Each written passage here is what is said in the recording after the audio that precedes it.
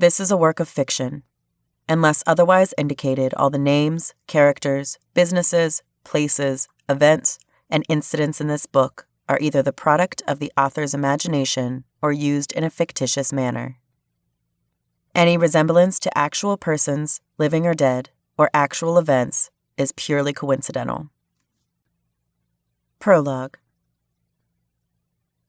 There are many faces of evil. Evil is extremely well adept at hiding behind smiles and kind gestures. Evil can never truly hide itself. It's in its nature to want to be seen and feared. My father was evil. His soft smile and gentle words were the illusion in which he held his true nature beneath. I don't know much about my father. I have never met this man in person. So my experience with him is very limited. It was hard trying to figure out how to write this book and be as truthful as I could about his life. I decided to interview many of the women who were his victims. One of those victims was my mother. My mother was no saint herself. She did a lot of evil and horrible things to me and my siblings. I speak about that in my autobiography, The One That Love Forgot, the Jessie MacBeth story. In this book, I want to give a voice to the voiceless. I want to allow the people who were victims of my father to be able to tell their stories without fear. I want the many women who were survivors of my father to be able to sleep, knowing the monster that has haunted them is finally gone. It's no small wonder that my father, who was rolling in money he made from sex trafficking, died alone, broke, and in a studio apartment. His countless kids are spread across the country, many of them living troubled lives as a result of him and his influence. Most of his daughters are single mothers who have picked men damn near like our father. His sons were in and out of jails and emotionally stunted. We want to be proud of the man who we sprang from, but how can we honor such a man as Tmac? How can we ignore his brutality? How can the women he sired praise a man that if he was anyone else, they would hate? My father is not worthy of the love that his daughters are giving him. He is not worthy of the tears I have shed for his passing. He is not worthy to be buried in a cemetery with regular people. His body should be dumped in the trash somewhere, as he has done to many of the women who did not survive him. During the process of writing this book, I got many death threats. One of those from my half-sibling who is currently incarcerated for beating the mother of his child near to death. He was able to get a cell phone snuck in and thought of the bright idea to send out threats on a phone he is not even supposed to have in prison. Apparently, the apple did not fall too far from the tree. Others commented on my social media post, saying he was a good pimp and his hoes loved him. Is there such a thing as a good pimp? A good rapist? A good kidnapper? A good sex trafficker? Just because he was not a monster to you does not mean he was not one to countless women. I find it strange that we tend to overlook the vast faults of our loved ones and downplay the pain of his victims because he was kind to us. It's amusing how the supporters of my father are mostly women he pimped. It played right into the hands that women are abused by or trafficked by someone often recant or build some bond with their abuser. It's no different than so-called house Negroes back in slavery times. Despite them being slaves and abused by their enslaver, they would still defend and even die for their slave master. Their mentality was so warped by their trauma and their status in life that they took any ill word hurled at their master that treated them slightly better than the other slaves as a direct insult to them personally. Hell, I was even accused of being jealous of my sex trafficking father, whom I never met. Yes, the woman who accused me of this was an older black woman who was undoubtedly one of his hoes. These are the stories of his survivors. I have altered the names and features of the women in this book at their request. Their right to peace and anonymity is my highest priority. Sky. I remember getting off of the plane and taking my first step on American soil. I remember taking my first breath of American air. I was excited and eager to start my life in America. I could not wait to start school and be something I could not be in Egypt. This was a place where dreams could come true. I was a 17-year-old Egyptian girl out on my own for the first time in my life. I had a couple $1,000s that my father gave me. I remember him hugging me and crying as he clutched me to his brown chest. I nestled my face into his shoulder and wept. My father was my rock. He was my place of comfort and source of strength. I had never seen him cry until that day. It broke my heart to see the man I adored cry. I almost could not board that plane. "Please be safe, daughter. This world is filled with monsters who hide behind smiles," my father said.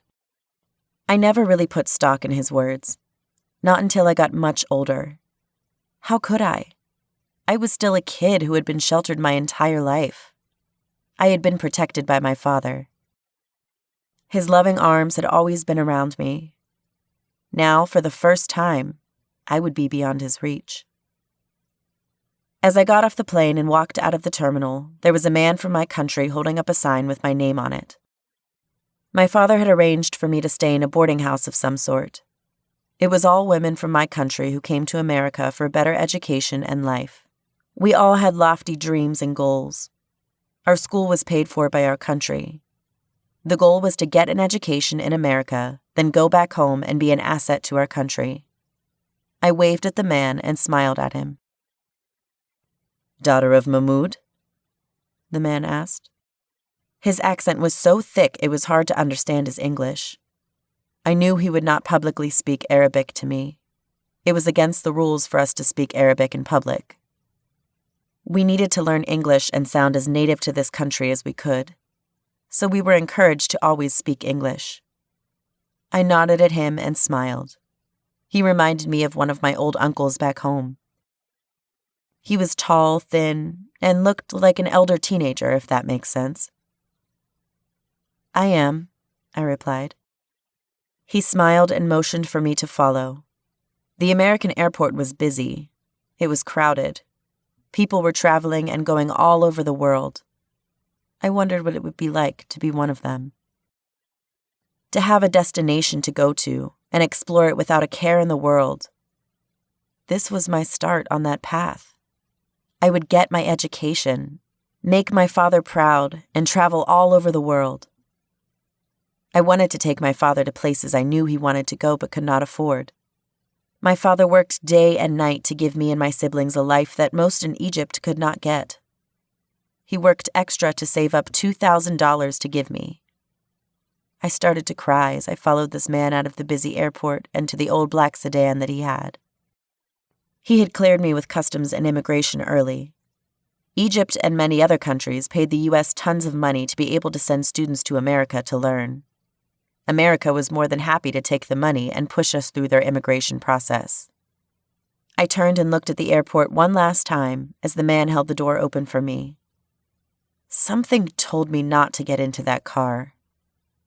I'm not sure if it was the smile on that man's face or just some strange premonition of what was to come. As I sat in the car and the door closed, I felt like I was leaving my innocence behind. I could see myself still standing at the terminal, waving down to the me who was in the car leaving. My heart raced as the car sped away from the airport. Suddenly, I did not feel as safe and secure as I did in the airport. I guess the airport was the last remnants of my father's arms wrapped around me. They seemed they could not stretch any further. I was in a city called Phoenix. It was hot here. The weather was much like that in Egypt. Hot and sandy during the day, but cold at night. I don't think it ever was truly cold, just that the people here were so used to it being so hot that when it dropped down to the 80s and 70s, it seemed freezing. The city was beautiful. It was so much different than it was in Egypt. The streets looked clean and maintained. Men and women walked freely together. Everyone intermingled. There was no religious law here. It seemed loose and relaxed. Women jogged through parks in what looked like thin underwear. It was later that I understood that it was the Western version of a bathing suit. This was a strange new world for me. I was eager to get a job and maybe find a good Muslim husband here. I wanted to help my country. I felt I could help it better if I was first an American citizen. After about an hour of driving, we pulled into a driveway. The house was huge. It was much bigger than anything in my neighborhood in Egypt. My father was not rich. Our home was modest, but it was warm and filled with love. That's all I truly needed. Warmth and love. My father set the standard high. The driveway was long, and the house looked like a normal house. One would never know that several young foreign women stayed here, that we were striving for a better education to in turn help advance our country. As I got out of the car, I noticed a dark-skinned man standing by the door. He was giving one of the Egyptian men who were here to look after us and protect us a bunch of money. They smiled, laughed, and shook hands. The dark-skinned man turned and was beginning to walk down the driveway. He stopped to look me over.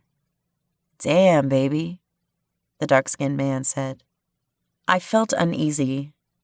He stared at me like I was a piece of meat. He was a rabid, hungry dog ready to devour me. I studied him. He was very handsome. He dressed nicely and walked with an air of authority. He seemed dangerous.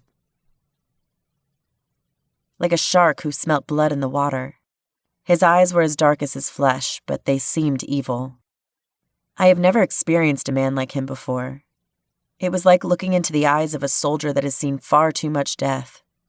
They were cold and emotionless. It seemed he could kill me just as easily as he could help me. Was this America? Were the people here this cold and detached from their humanity? I did not say anything to him. I looked down and hurried past him. My father told me not to look men in the eyes. Some men would take that as me being interested in them, or of being sexually immoral. I wanted nothing to do with a man such as that dark-skinned man.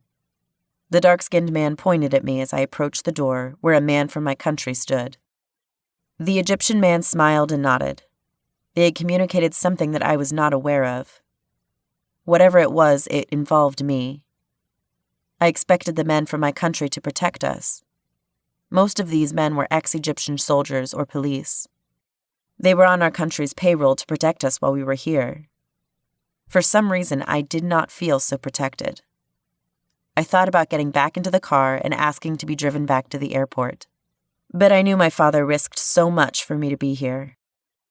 He had worked so hard to save the money for me to be in this program, have a life that was better than his. I missed my father already. I felt cold outside of his home and arms. Out of all the men in the world, I knew he was the only one I could trust with anything. He did not look at me as a sex object. In his eyes, I was the baby he held as my mother pushed me out. I would always be that baby in his loving eyes. I have yet to see that same love for me in the eyes of any other man. Maybe I was a naive fool to think that anyone would ever love me the way my father does. The Egyptian man opened the door for me and invited me into the house. Immediately, I felt like I was in a prison, that I stepped into a cage that I could not escape from. I was afraid. The house was big on the inside. It was decked out in traditional Egyptian decorations to make the girls feel more at home. It smelt of thick Egyptian incense. I was led to a back room. There were several girls in this room. 3 sets of bunk beds were placed in here. Surprisingly, this room was very spacious. I was given a bunk on the top, and my bed was by the bathroom door. I looked at the other women in this room. They looked tired, and some had bruises on their faces. They were in what looked like their underwear.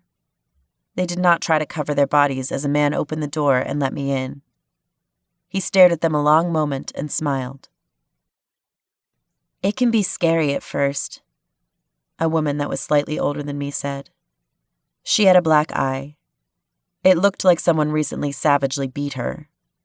She caught me staring at her eye. She turned away and placed my suitcase on the top bunk. "It's sad what happened to the girl who used to sleep there," an older woman said. She wore pink panties and a bra. She laid on her stomach, flipping through a magazine. I did not understand why these women were dressed this way. Did they not care for modesty? I acted like I didn't hear her. She's new. Give her a couple of days before you crush her dreams, the woman with the black eye said. The older woman glared at her. I'm trying to help her. Look at her. She's innocent and probably thinks she was sent here for school.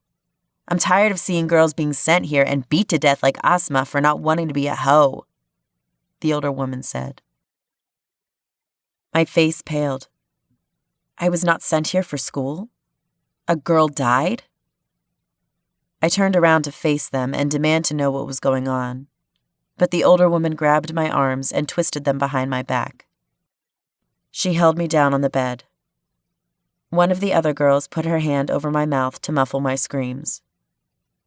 The woman with the black eye leaned down and whispered in my ear. We are trying to help you. You can't go through this sober, and we can't watch another young girl from our country die, she whispered in my ear. I saw a woman with a needle in her hand approach me. I did not know what was in it. I just knew I did not want it. Don't put it in her arm. Tmac does not want her to have visible tracks, the older woman said. She held me down. Another girl rubbed my cheek and kissed me on my forehead. This will take all your pain away, girl, the older woman said. I felt something sting in my leg. I screamed into the hands of the woman who was trying to silence me. We are just trying to help you. This stuff will take you to the sky, the older woman said. I cried and screamed for a moment more. Then it hit me. It felt like a wave of heat was beating against my flesh. My head spun and I sighed deeply. I thought of my father. I was running in the garden to him. His handsome smile was my world. That's it. She's in the sky now, the old woman said. Lil Red. The wind felt good upon my brown flesh as I sat in the rocking chair on my grandmother's porch. It was a cool night, much cooler than a normal Arizona night. I rubbed my swollen belly. I still can't believe I'm pregnant. I never thought I would be a mother before I turned 20. I didn't know what to call this baby.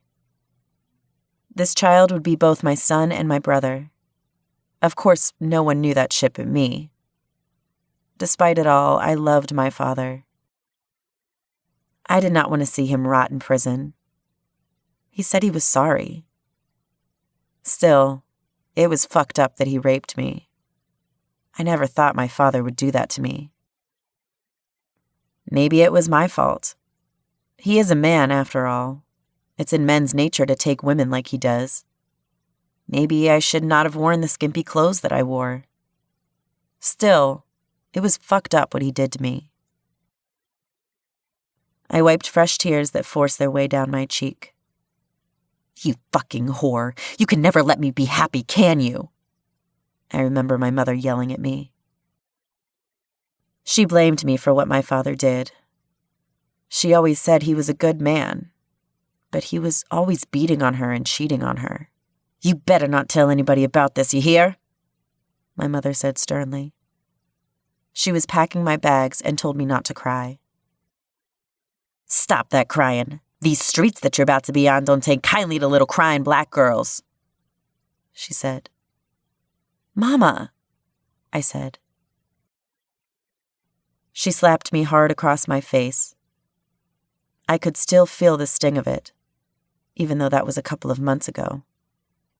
My father sat in the other room with his ripped tank top on, drinking a beer. He said nothing as he watched my mama put me out. I stared at him a long moment. I wanted to call out to him. I wanted my daddy. Even though he had raped me, I still wanted my daddy. I wanted him to say something to save me, to keep me from being out here on these streets. But he did not care. I was just another piece of ass to him that he used and abused. I don't know. Maybe my mother was trying to protect me by putting me out. Maybe that was her last act of love for me. Or maybe she was just jealous that Daddy wanted me instead of her. He said I was a younger and tighter version of Mama. What am I going to do about you? I said. rubbing my belly. I was not sure if it was a boy. I just assumed that it was. That first night on the street was dark and cold. I cried and walked all night carrying my suitcase to my grandmama's house. I thank God for my grandmama. She was always so kind to me. It was nearly 3 a.m. when I knocked on her door. I had to knock several times before I heard movement. I remember her opening the door and watching the look of anger melt away as she saw me. She embraced me in a way that only a grandma could. I could not help but cry. I did not have to say anything. She understood, as if my tears spoke an unspoken truth to her. I've been here since. My grandmama was no fool. She could tell I was pregnant. She didn't try to pry or ask whose it was. I think deep down she knew what happened. I knew my grandmama didn't have a lot of money. She was barely making it on her own. Now she had to take care of a pregnant teenager. I had to find a way to make some money. I could not burden my grandmother, me and my baby alone. I met a few girls around my age a couple of nights ago. They were working in front of the corner store. They had on nice, sexy clothes and new bags. I wanted to be like that. "What do y'all do?" I remember asking them. One of them smiled at me and waved me over. She wrapped her arm around me and looked me over. "You're a tiny little thing, ain't you?" she said. She touched my hair that I had recently dyed red. The gold of her bracelet brushed against my cheek. "What they call you?" the woman asked. She was tall, skinny, and black. She was pretty. I bet she didn't take shit from no one. "Lil Red," I replied. The woman smiled her pretty red lipstick smile. She pulled out a wad of cash and handed me a 20. "We trick. Mostly suck some old man's dick," the woman said. A black Cadillac drove by slowly. The man inside of it was checking the women out. They had to be a couple of years older than me. The older woman turned to the car and put on her prettiest smile yet. She walked over to the car, her thin body moving in a way that I envied. She leaned into the car's passenger window. "You looking for some company, honey?" the woman said. Her voice changed to a sexy, sultry voice that she did not use with me. "How much for head?" I heard a man's voice ask. The woman smiled and ran her tongue across her lips that shined with the thick red lipstick she had coated on. "For you, baby, it's 20, the woman said. I could hear the man scoff. He was about to drive away when he saw me. He pointed at me. My heart stopped. Did he want me to suck his dick? I'm not a hoe. The woman saw my eyes go wide. The other girls laughed in a way that sounded sexual. I had no idea one could laugh sexually. These women seemed like masters of seduction and sex. I had no interest in women in that way, but they were turning me on. "Oh, honey, she's not a working girl. She's just a kid walking home from the store," the woman said. She waved for me to get off of their corner. "Tell you what, since you're so fine, I'll take 15, the woman said. I watched as she reached into the car and grabbed the man's crotch. He pulled out some cash and handed it to her, and she hopped in the passenger seat. "You better leave now. If you want to roll with us, come by tomorrow and meet Tmac. He'll get you started," another woman said to me. I nodded and hurried home. Now I sat here rocking on my grandmama's porch debating if I should go see this Tmac. I could use the money. If it was just sucking dick, I could do that. In my experience, most men don't last very long. I touched the $20 bill in my pocket that the older woman gave me. My grandma could definitely use the help. If it was $20 per dick, I could suck 5 and make an easy 100. I wondered how much of that I got to keep. I stood and rubbed my stomach. "We're gonna be okay, baby. Even if I have to suck some dick so we can eat, we're gonna be okay," I said to my baby. "Grandmama, I'm heading to the corner store. You need anything?" I asked. I did not hear her respond. I figured she might be asleep. I remembered that we ran out of milk earlier. I'll make sure to get some with that 20 I had. I grabbed my coat and started walking to the store. It was maybe 4 blocks away. I don't know why, but my heart started to race. Something told me to turn around and get back to my grandmama's house. But I ignored that feeling. I often wonder how my life would be if I turned around and went back to that rocking chair. If I had gotten a job like some square flipping burgers instead of meeting Tmac. Where would I be now? Where would my baby be? Like most girls, I dreamed of meeting some handsome prince that changed my life. But like most girls, we end up disappointed because that prince does not exist. I could see the corner store off in the distance. The women from last night were there. I saw a tall, dark-skinned man standing with them. He wore a ball cap and dressed in a nice collared shirt with a sweater over it. He looked like he belonged in an office building or a golf course. He did not fit the image of one you would see on corners like this. Even more so in neighborhoods like this. The older woman from last night handed the dark-skinned man that I assumed was Tmac a wad of cash and pointed at me. The dark-skinned man looked up and stared at me hard for a moment, then smiled as I got closer. I got chills as he stared at me. That voice that told me to turn around as I left my grandmama's house was screaming at me now. Was telling me to run. Of course, I didn't. I kept seeing that huge wad of cash in his hand. "Lil Red, is it?" the dark-skinned man said as I approached. I nodded in response. "I'm Tmac," he said. He spoke his name with such arrogance, like he expected me to bow down before him. I nodded again. "I hear you're looking for some work," Tmac said. He leaned down and placed his arm around my neck. He smelled of weed and alcohol.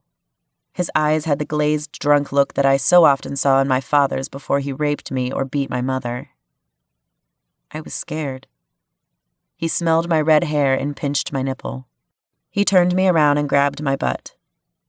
I felt like I was a piece of raw meat to him. He, the beast, ready to devour me. He nodded at the older woman who had given me the $20 yesterday. She smiled at me. "Congratulations, honey. You're hired," the woman said. But I did not want to work for him. I could suck dick on my own for money if I needed to.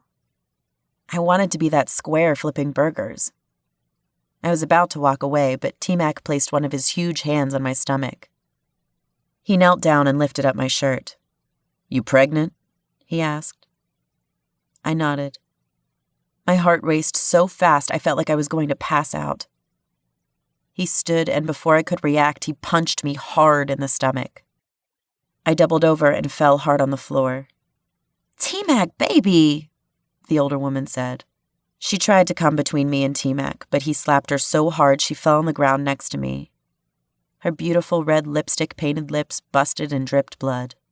"No one wants to fuck a pregnant bitch," Tmac said, as he kicked me as hard as he could several times in my stomach. I could not breathe, and I couldn't cry out.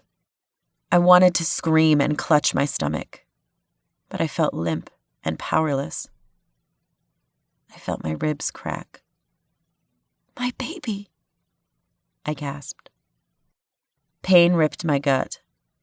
I was not sure if it was from the vicious kicks that I took from Tmac or if it was my baby dying. "Give this bitch something for the pain and put her in the back of my car," Tmac said. The older woman, whose pretty lips were red with blood, sighed and stood up. "Yes, Daddy," she said. She ran to Tmac's car and came back with a needle. I was too weak to fight. I felt a sharp pain in my ankle. "Grandmama!" I called out, as the blackness took me. Sugar. I always wanted to be an astronaut. I loved the stars and wanted to explore unknown planets. I always imagined being the first to step foot on a new planet and make peace with an alien race. I did not care to be the first woman to do anything. I was happy with being the first human. I truly believed that there was another race or species out there in those stars somewhere. I wondered if those alien people had the same struggles that we have. If there was an alien girl who was born to parents addicted to meth. Maybe a similar alien drug that turned their parents into monsters. Where the alien girl was dodging the groping hands of her father and the fist of her jealous mother. I often thought of these things as I worked. I was 16 years old and I had to feed my entire family. My parents were useless. I waited for the day they would overdose and my brother and I would be safe. Given the luck I had had lately, my parents would probably live to be over 100. "Less teeth," a man said. He put his huge, pale hand on the back of my head. He smelled horrible. I bet he had not washed in days. But I needed the money. My little brother had not eaten in 2 days. He was only 5, and I needed to get him something. It had been longer for me. I always made sure my little brother ate first. I took whatever scraps he left. He normally would share half with me, but I would refuse. I wanted him to eat. This is a man's world, and he would grow to be one. I hoped he would take care of me and try to change things when he got older. Every girl needs a hero. I was hoping my little brother would be mine. "I'm about to come," the fat, middle-aged man gasped. He squeezed the back of my head hard and held me on his greasy cock, so I had no choice but to take his load in my mouth. I gagged and threw up on his bare lap. "Fucking cunt," the man said. He punched me hard in my jaw. It felt like my jaw was broken. I really hoped it wasn't. This is all I had to make money with. I didn't want to have sex and risk getting pregnant, so my mouth was all I had. My eyes watered so bad I could barely see the man. He pulled his pants up. He did not bother to clean up my vomit. He got out of his car and walked over to the passenger door. "How am I going to explain this shit to my wife, huh?" the man asked. He waited for me to answer. I had no idea, and I honestly did not care. He grabbed me by my tangled and unwashed blonde hair and threw me from his passenger seat. I hit the ground hard. It took the breath from me. "My money," I gasped in pain. The man stopped for a moment. I could tell he was contemplating if he should pay me or not. He dug in the pockets of his vomit-soaked pants and threw a crumpled 20 at me. "See you next week, bitch," the man said. He got back in his car, cursing about his wife and the vomit. One thing I knew for certain was that I never wanted to get married. Every man that came to see me was married. They all liked to talk as I serviced them. They acted like me sucking their dick was some sort of therapy session. All I wanted to do was hurry up and get him off so I could get my money and go. I could care less about his marital problems or his life. I just needed to feed my little brother. We all have problems, but I'm the only one sucking a cock as a way to ease mine. I bet none of those men that think their life was so tough had to suck some strange man's unwashed cock for pennies so they don't starve. I'll take their problems over mine any day. My jaw was swollen. I'm pretty sure my lip was busted. It hurt to swallow. I pulled myself to my feet. I looked at the old watch that my grandfather had given me. It held no value. It was old and dented, but it meant something to me. My grandfather was the only man that loved me without wanting sex from me. His love was unconditional. I could be a little girl with him and not be afraid of being raped or touched. He was my defender and my heart. When he died, the world felt colder, emptier. My father had no one to check him on his behavior. My mother's addiction got worse. Now here I am, 16 and a whore. Tears fell down my cheeks. Honestly, I did not even feel them. This seemed to happen a lot. I would be doing some random thing and I would start crying. I often wondered if it was my soul weeping for the broken heart attached to an equally broken body of me.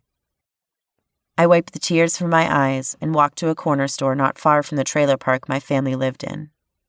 Society was crazy. The whites and the niggers lived a few blocks apart. We were just as poor as the niggers, yet we somehow thought we were better than them. My parents were just as strung out as niggers on crack. Yet my father swore because he was white and addicted, he was better than any nigger, even the ones that were not addicted to drugs. I remember him beating me near to death when I told him I would rather have a nigger father who did not do drugs than you. I have never seen my father so mad. He acted like I hurled the worst insult in the world at him by even implying that a nigger was somehow better than him. He, a meth-addicted man, who tried to rape his daughter. We whites don't normally cross into the nigger side of the poor south side of Phoenix. For some strange reason, I felt safer on their side. I knew some of the nigger whores that worked that corner. They preferred that I called them working girls. A whore was a whore to me. I don't see the need to sugarcoat it. We all sell our bodies to men for money. I wiped more tears that unwillingly fell from my eyes as I approached the corner store. I smiled as I saw the familiar faces of the working girls. "Hey, sugar," a tall older woman said. She was very pretty and wore deep red lipstick. I walked with my hands in my pockets. I wore ripped and faded jeans that hadn't been washed in over a week. I knew I smelled bad, but there was nothing I could do about it. The water was not on in our trailer. I hated being there. If it was not for my brother, I would have run away a long time ago. I waved shyly at the working girl. Her face changed from happy to see me to concerned. She came up to me and gently cupped my cheek. I winced in pain. She had the look of a concerned mother in her eyes. A look that I wished my mother would give me. I would give anything for my mother to love me and look at me the way this nigger whore did. I pulled away and looked at the ground. The tears found a way to spill out again. "Fuck," I said as I wiped them embarrassed. I didn't want them to see me cry. The woman hugged me and held me against her chest. She smelled good. I could not hold it in. I sobbed hard on her shoulder. She patted me on the back of my head. "It's okay, sugar," she said. She knew I was a whore like them. She understood how hard it was to be in this life, even more so unprotected. There was an unspoken bond between us. "Tmac will take you in, sugar. You won't have to worry about this happening again," the woman said. I wanted to meet this Tmac. She had promised that he would take care of me and my brother if I worked for him. She said a lot of niggers would pay double for a young, pretty white girl. She promised she would protect me. She looked almost 30 and was like a mother figure to the other women who worked for Tmac. I nodded. I needed something different, and she offered that. I liked her clothes and jewelry. She looked like she did not want for anything. I wanted to be like her. She was a nigger, but doing much better than I was doing. "Tmac's in the corner store," the older woman said. My heart raced. He was here? I wanted to meet him, but didn't think it would be so soon. Apparently, Tmac paid the owner of the store to allow his girls to work here. He felt it was better to grease everyone's palms, so everyone was happy and benefiting. He went out of his way to avoid confrontation with local businesses and the public. During the holidays, he had his girls deliver presents and food to everyone in the neighborhood. He was a smart nigger in that way. He wanted the community to love him and thus ignore what he did. He was much different from the white pimps that ruled the trailer parks, with fear.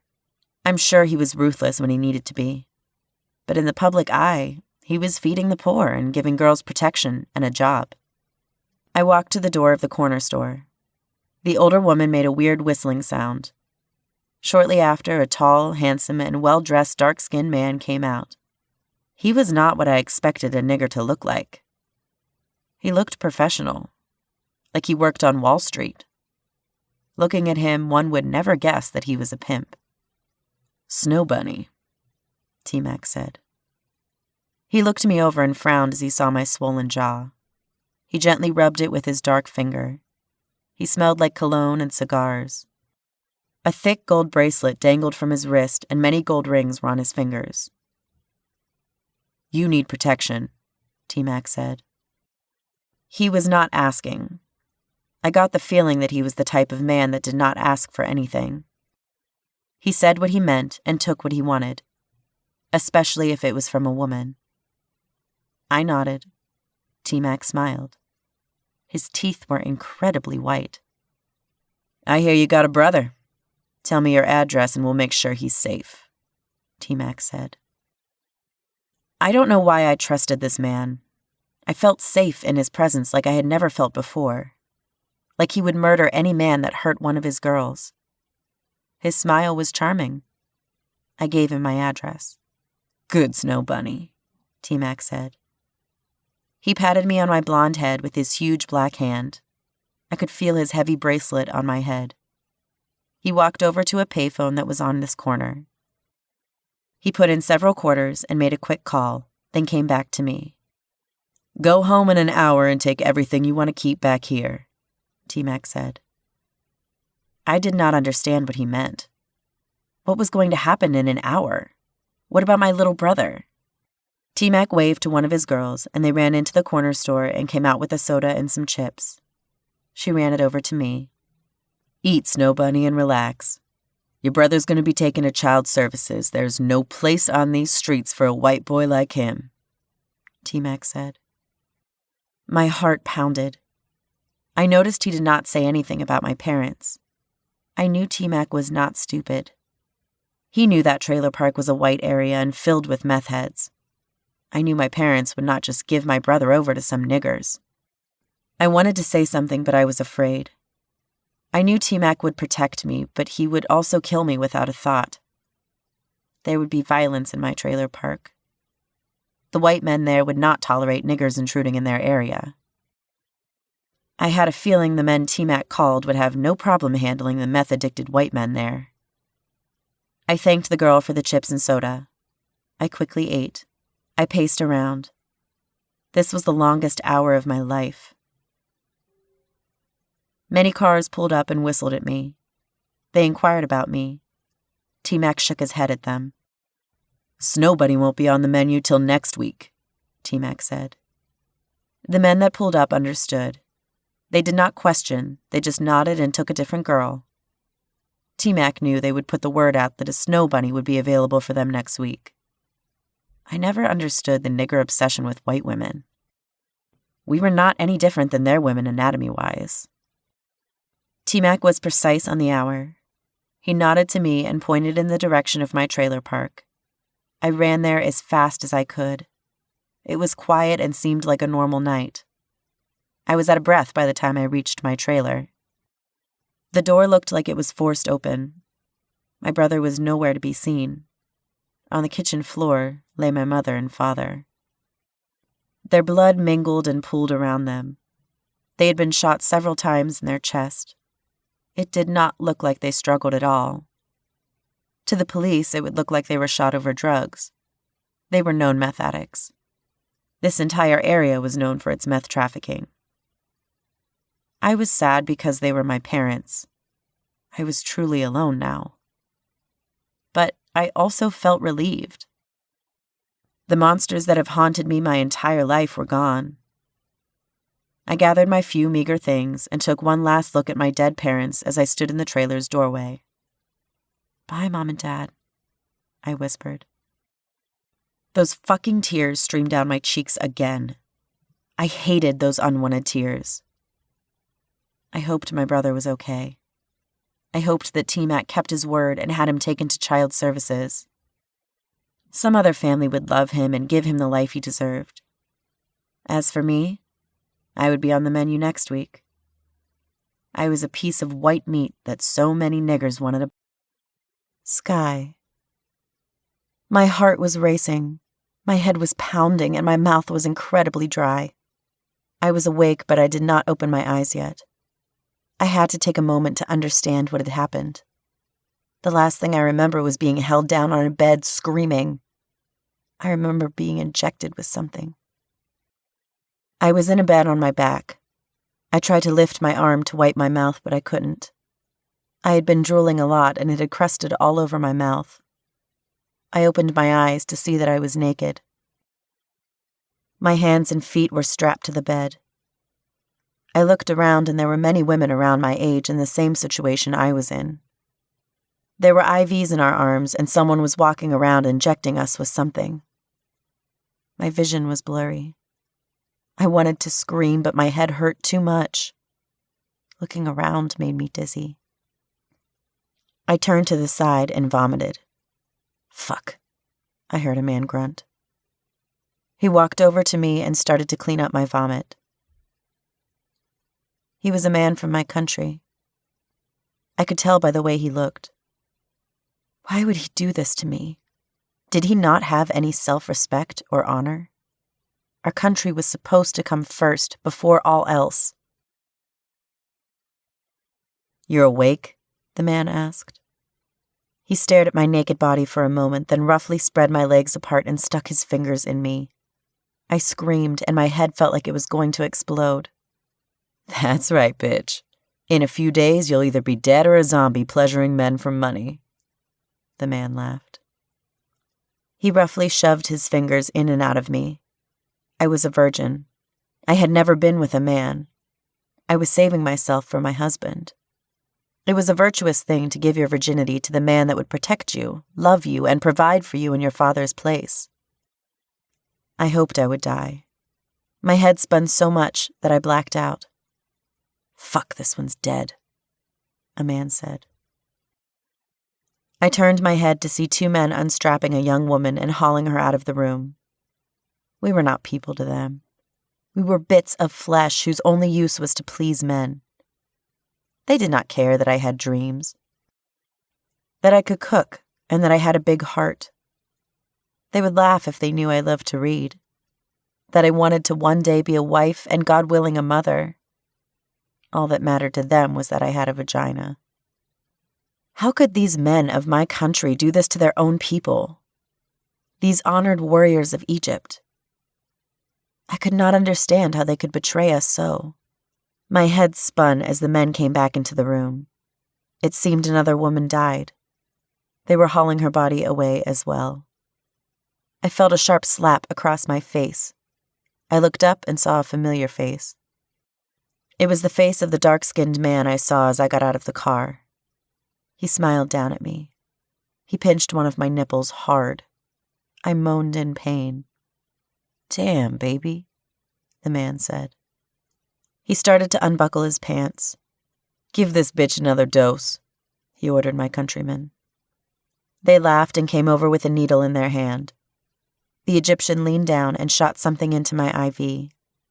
I instantly felt it. My body felt weak and numb. The dark-skinned man's face seemed to fade in and out of view. I saw as if I was in a drum that was being beat loudly. As the drum beat, my vision would shatter, then come back again.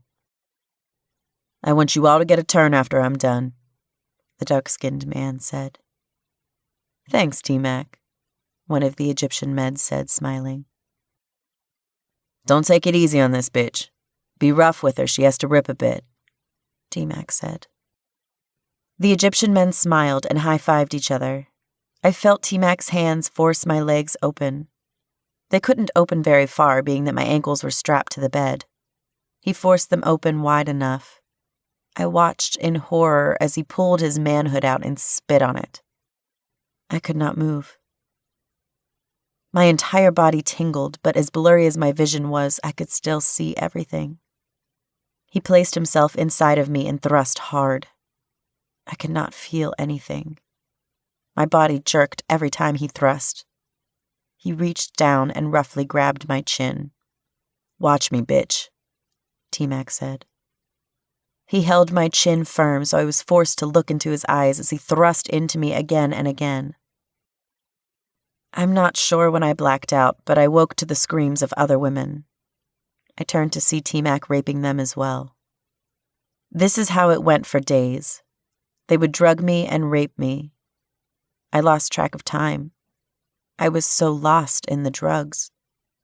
They would intentionally not give me the drugs for a day and laugh as I vomited and begged them for it. I would open my legs and beg them to fuck me just so I could have another hit of whatever they gave. Those drugs kept the pain away. It was a strange light in the darkness that became my life. It kept the monsters in my shattered mind at bay. I could not believe I was here. I was once a virgin girl who loved her father. Now I'm begging men to rape me for drugs. They had me. They had broken me. I don't know how long I was in that room or how long they drugged me up. After several more days, they let me out and back in the room I started in with the women that tied me down. "You made it," one of the women said. They all seemed relieved to see me alive. It seemed that most girls did not make it out of that stage. One of the women helped me to the bathroom. I was still out of it. I could barely walk. She turned on the shower water and gently sat me down on the shower floor. I could not feel the water hit me. I was not sure if it was too hot or too cold. "Don't look up. You might drown," the woman said. I was surprised she was still in the room. I had thought she had left a long time ago. They spread my legs apart. I did not care what they did to my body. I did not fight or resist. "We're not going to hurt you, Sky," the woman said. I watched her face pale as she washed between my legs. Blood flowed from me and into the drain. I looked down and laughed. I was badly bruised and torn. I could not feel anything. I was going to black out. I could feel it coming. The woman called for the others. I wished my father was here. "Abi en ant," I whispered. I was not aware that I was speaking Arabic, that I was asking my father where he was. I was not sure if it was the drugs or the trauma, but I swear I saw him smiling at me. His handsome face appeared out of nowhere. "Ahibuk, Habibi," I heard him say. I could not help but weep. He had told me he loved me, that I was his beloved. Oh, I missed my father. I never should have left. I should have listened to my mother and stayed in Egypt, stayed in my father's home and in his protective arms.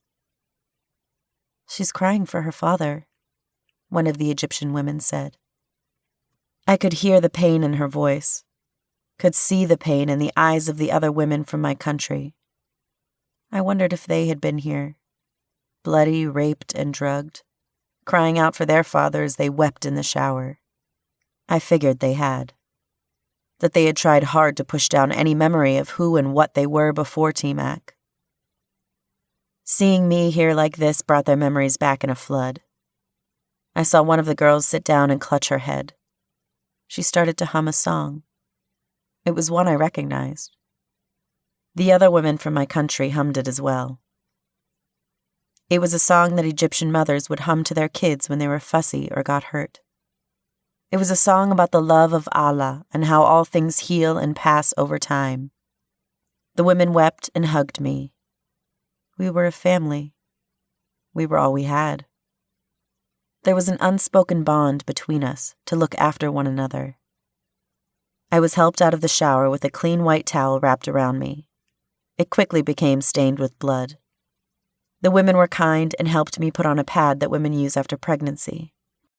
It was to catch the blood of women who were swollen and bruised. I was badly torn. If I did not stop bleeding, I would die. Maybe death was better for me. They helped put a long nightshirt on me and some loose panties. They had several towels on my bunk and helped me up to it. I laid there for several days. The women would feed me hot soup and give me a hit of the crack that I had been forcibly addicted to. The women would come and go. They would talk about their day on the corner and how much money they made. They were sending tons of money back to their families. It seemed Tmac was brutal, but he liked to keep his whores and all that worked for him happy. I guess it was smart business. After you broke someone down and strung them out, you go out of your way to make them think you are some gracious protector of theirs, instead of the monster who trafficked girls. As the days passed, I knew it would not be long until I was expected to be out on the corner. The audacity of Tmac was he felt we owed him for all the terror he put us through, that we should be thankful that he raped us and turned us into streetwalkers. His arrogance made him believe that he was doing us a favor. I guess that was how he rationalized his action. How else could he live with himself? Or maybe he just didn't care. The pain eventually started to lessen. It would not completely go away for months to come. I was banned from having sex until I was healed, but I could service a man with my mouth. I had never done this before. Tmac had the other women teach me. He would have one of the Egyptian men come in the room, and all the women would take turns showing me. The trick was to make him climax as soon as possible. For Tmac, our time was money. The less time it took us to service one client, the quicker we could get to the next and make more money. The clients did not care how long it took. They just wanted to come. The women were right. I could not be sober for this. I found myself taking more and more of the drug. I would wake up in the morning and take a hit for breakfast. Others took coffee. I took crack. If I was going to be sucking some random men's dirty cocks, I needed to be high. I needed to be lost in the sky. The moniker that gave me was because of my fast addiction to crack. I needed it now more than I needed to eat. I could not live now without being high, without my mind gone in the sky while my body pleased men for money. I don't blame the men that paid for my services. They're like most people who see a service they want and thus pay for it. They had no idea what I had to endure. Most like to remain clueless and ignorant about this business. They like to think this is something we chose to do instead of it being forced upon us. I guess I'm still naive in the fact that I like to think that most men are good. If they knew I was forced into this life, that they would help me instead of pay to use my body. "Sky, you ready?" one of the women asked. "Ready for what?" I replied. The woman looked at me confused, like she could not understand how I did not know where I was about to go. "It's time to start paying Tmac back and get on the corner." Lil read. I awoke on a cold metal table. My arms were tied down and my legs were forced open. My head spun from whatever drugs they had shot me up with. "She has several broken ribs and severe internal bleeding. What happened to her?" I heard a kind woman's voice ask. Was I in a hospital? I struggled to remember what happened, then it hit me. I saw flashes of Tmac punching me hard in my stomach, then kicking me when I fell to the ground. "My baby," I groaned. "The bitch wakes," Tmac said.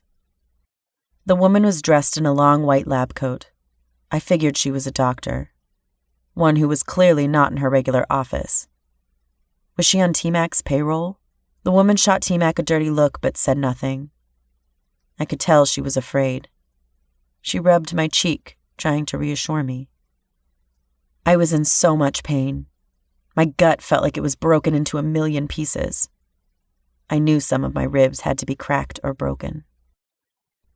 "Are you gonna fuck her or take this baby out?" Tmac asked. He was impatient and disgusted with the woman's display of affection. "She is my patient, and I need to make sure she is okay, and if this is what she wants to do," the woman shot back. Tmac moved with a speed that I did not think was possible for such a big man. He backhanded the woman so hard, she laid sprawled on the floor. He pulled out a gun and pointed it at her. "I don't pay you to care, I pay you to do as you're told. Get it done, or I'll find an abortionist who will," Tmac responded. His voice was cold and emotionless. The woman rubbed her swollen cheek. She was a white woman. She was not pretty, nor was she ugly. She had to be in her mid to late 30s. She was thin and had the look of a woman who used drugs. I was used to being around drug addicts, so I could tell by the way they twitched and the scabs on their skin. Sadly, even by their smell. Drug addicts have a weird smell about them that is hard to explain. Her being a doctor, who was also an addict, would explain why she was associated with a man like Tmac. She patched up and killed the babies of his girls, and he kept her addiction well fed. Tmac took a needle out of his pocket and placed it on the table before me. "This is for you. Let's calm down and get this done, okay?" Tmac said. He took a deep breath and watched as the doctor got off the floor and hurriedly put the needle in her pocket. Tmac pulled out another needle and shot what was in it into my IV. The woman looked at the liquid in the needle longingly.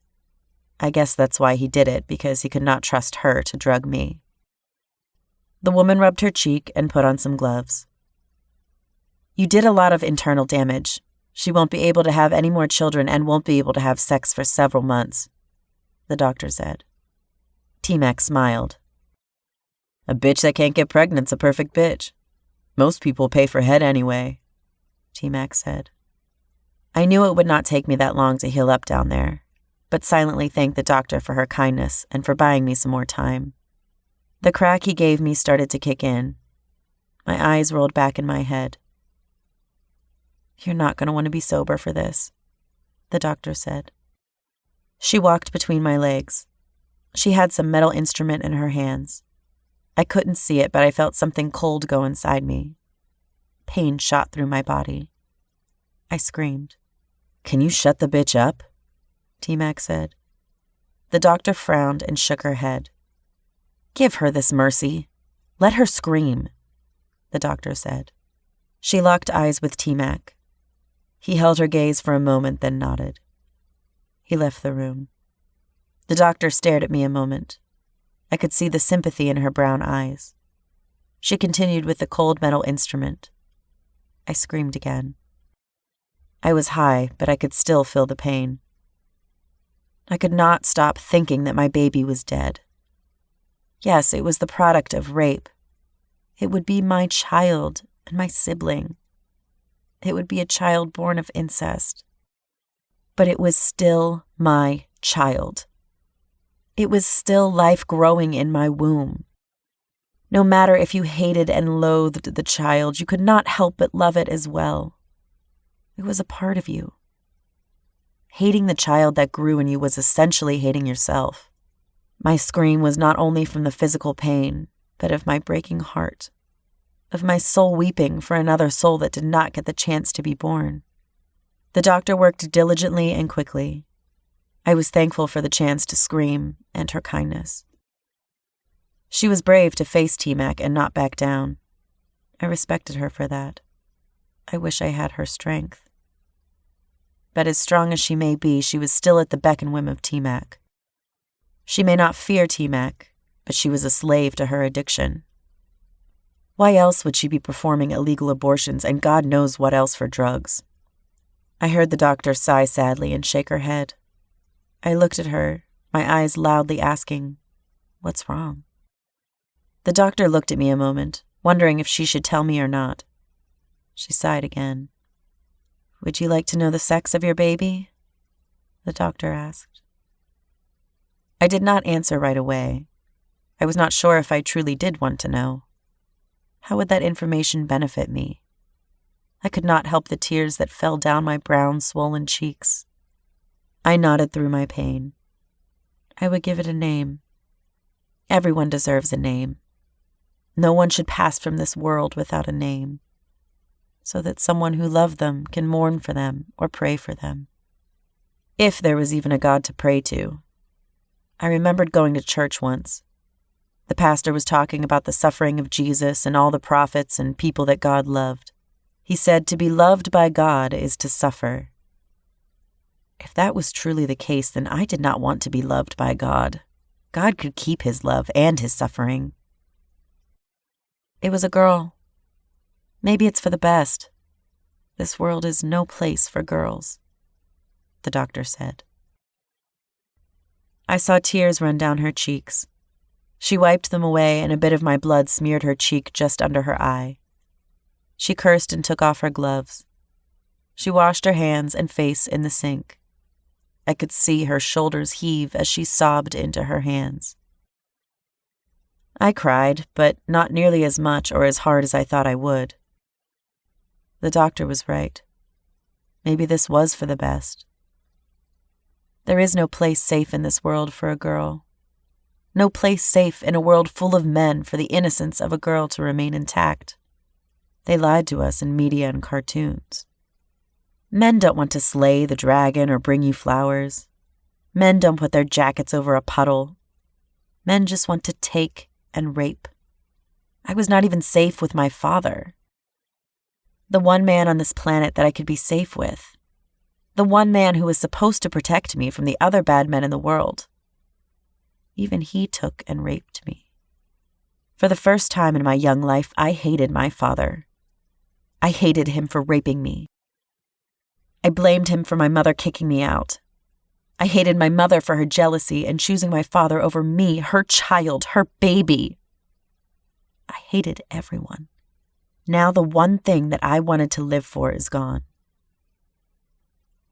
I decided that I would take my own life as soon as I was able. But I had to give my daughter a name first, so I could call out to her in the afterlife. I wondered if she would recognize my voice, if she would know who I was. I decided to name her Mercy. No one would know the name but me and her. I named her Mercy because God showed her mercy by not letting her be born a girl into this world that does everything it can to destroy them. I know the dark place you're at. I've been there. I've been on this very table myself. I was too coward to take my life, but if you want some help, I can give you something that you can take to end the pain, the doctor said. I stared at her for a long moment. Could I really do it? Could I take my life like I wanted? I'm sure the doctor truly wanted to take hers, but when the moment came, her body refused to let her go. Her survival instincts kicked in, and here she is, a drug-addicted doctor who is more dead inside than she is alive. Did I want to be like her? She's a zombie just going through the motions of life. She fed herself a continuous dose of crack in order for her to deal with the life that she is forced to be in. I nodded. She gave me a small capsule. Keep this hidden from Tmac. I made this myself, and it has helped many girls in your position. Girls who were a lot stronger and braver than me, the doctor said.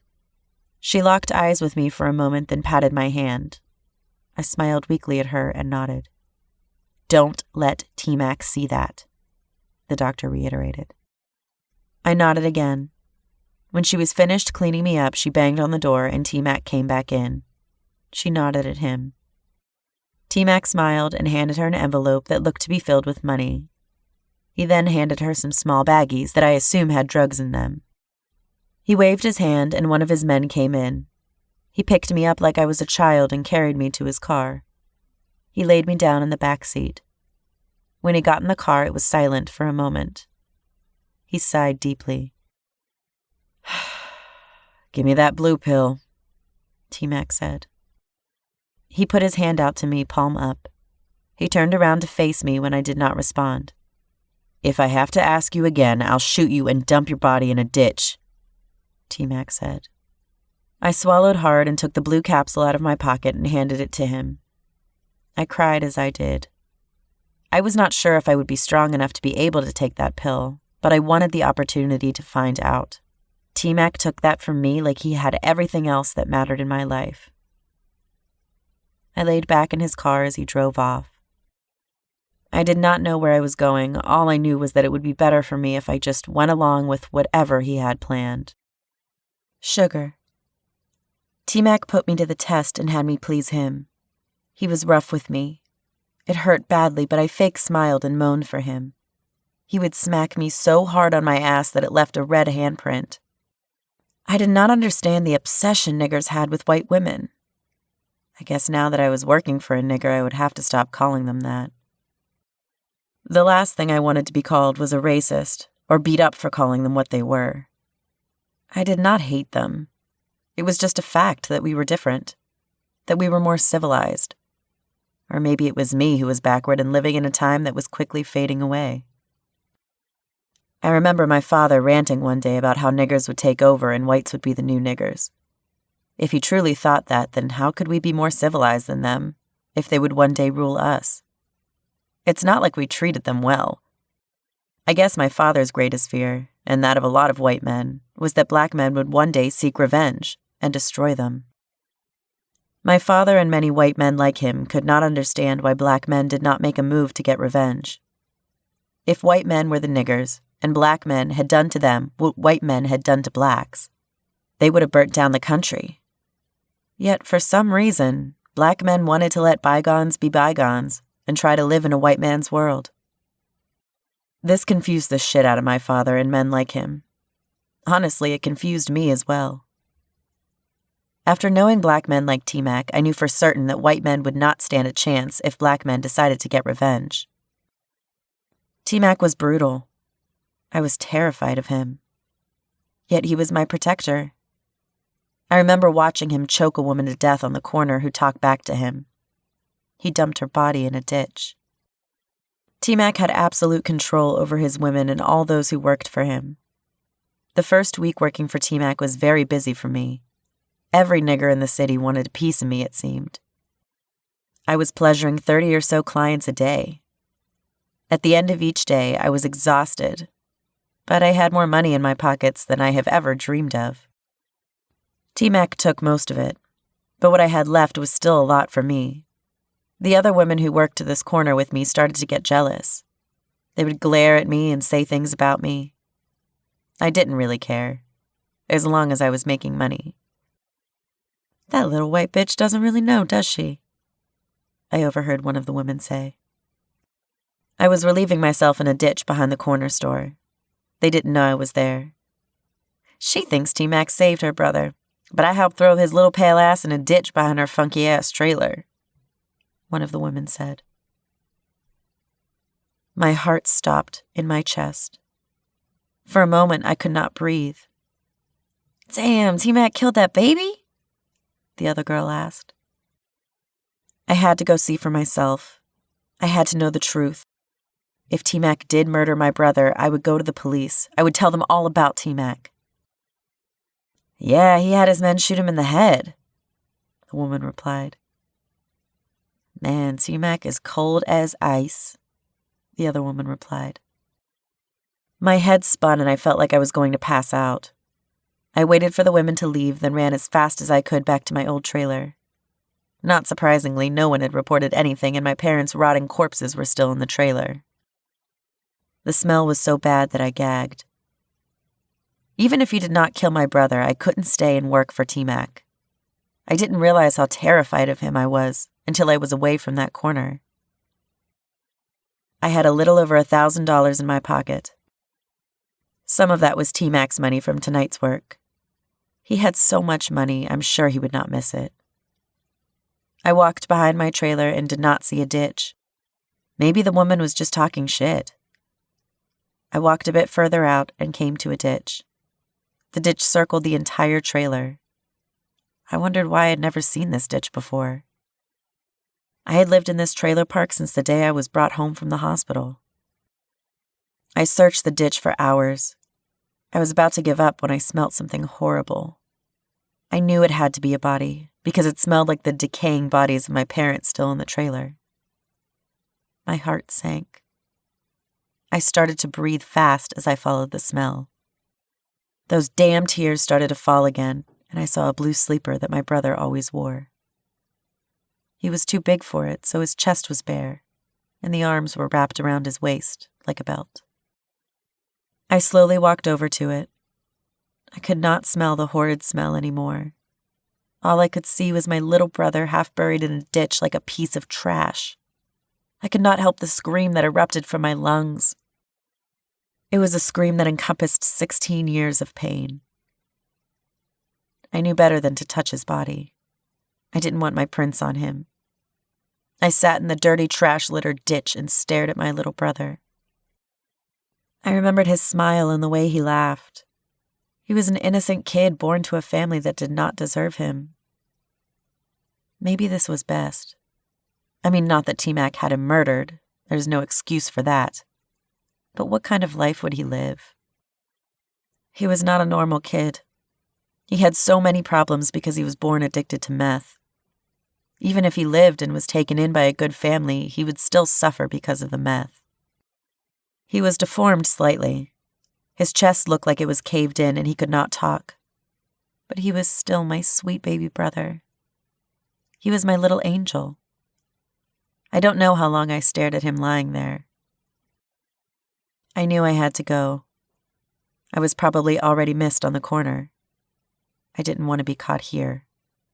I might end up next to my brother half buried in a ditch littered with trash. I pulled myself away and ran. I don't know what direction I ran, I just knew that it was away from the trailer park and further away from that corner. I was not going to work for Tmac again. If I went to the police, I knew Tmac would have me killed. I didn't know what to do. I couldn't just leave my brother there. I found a payphone at a gas station and dialed 911. "What's your emergency?" the operator asked. For some reason, I could not find my voice. My throat was dry and I could not talk. "Hello, what's your emergency?" the operator said again. What was I going to say? If I told them a man named Tmac killed my parents and my little brother, would they believe me? Did they even know who Tmac was? I'm sure that was not his real name. I know Tmac would find me and kill me. "Hello?" I said. My voice was cracked with emotion. "Yes, what's your emergency?" the operator said. I took a deep, shivering breath.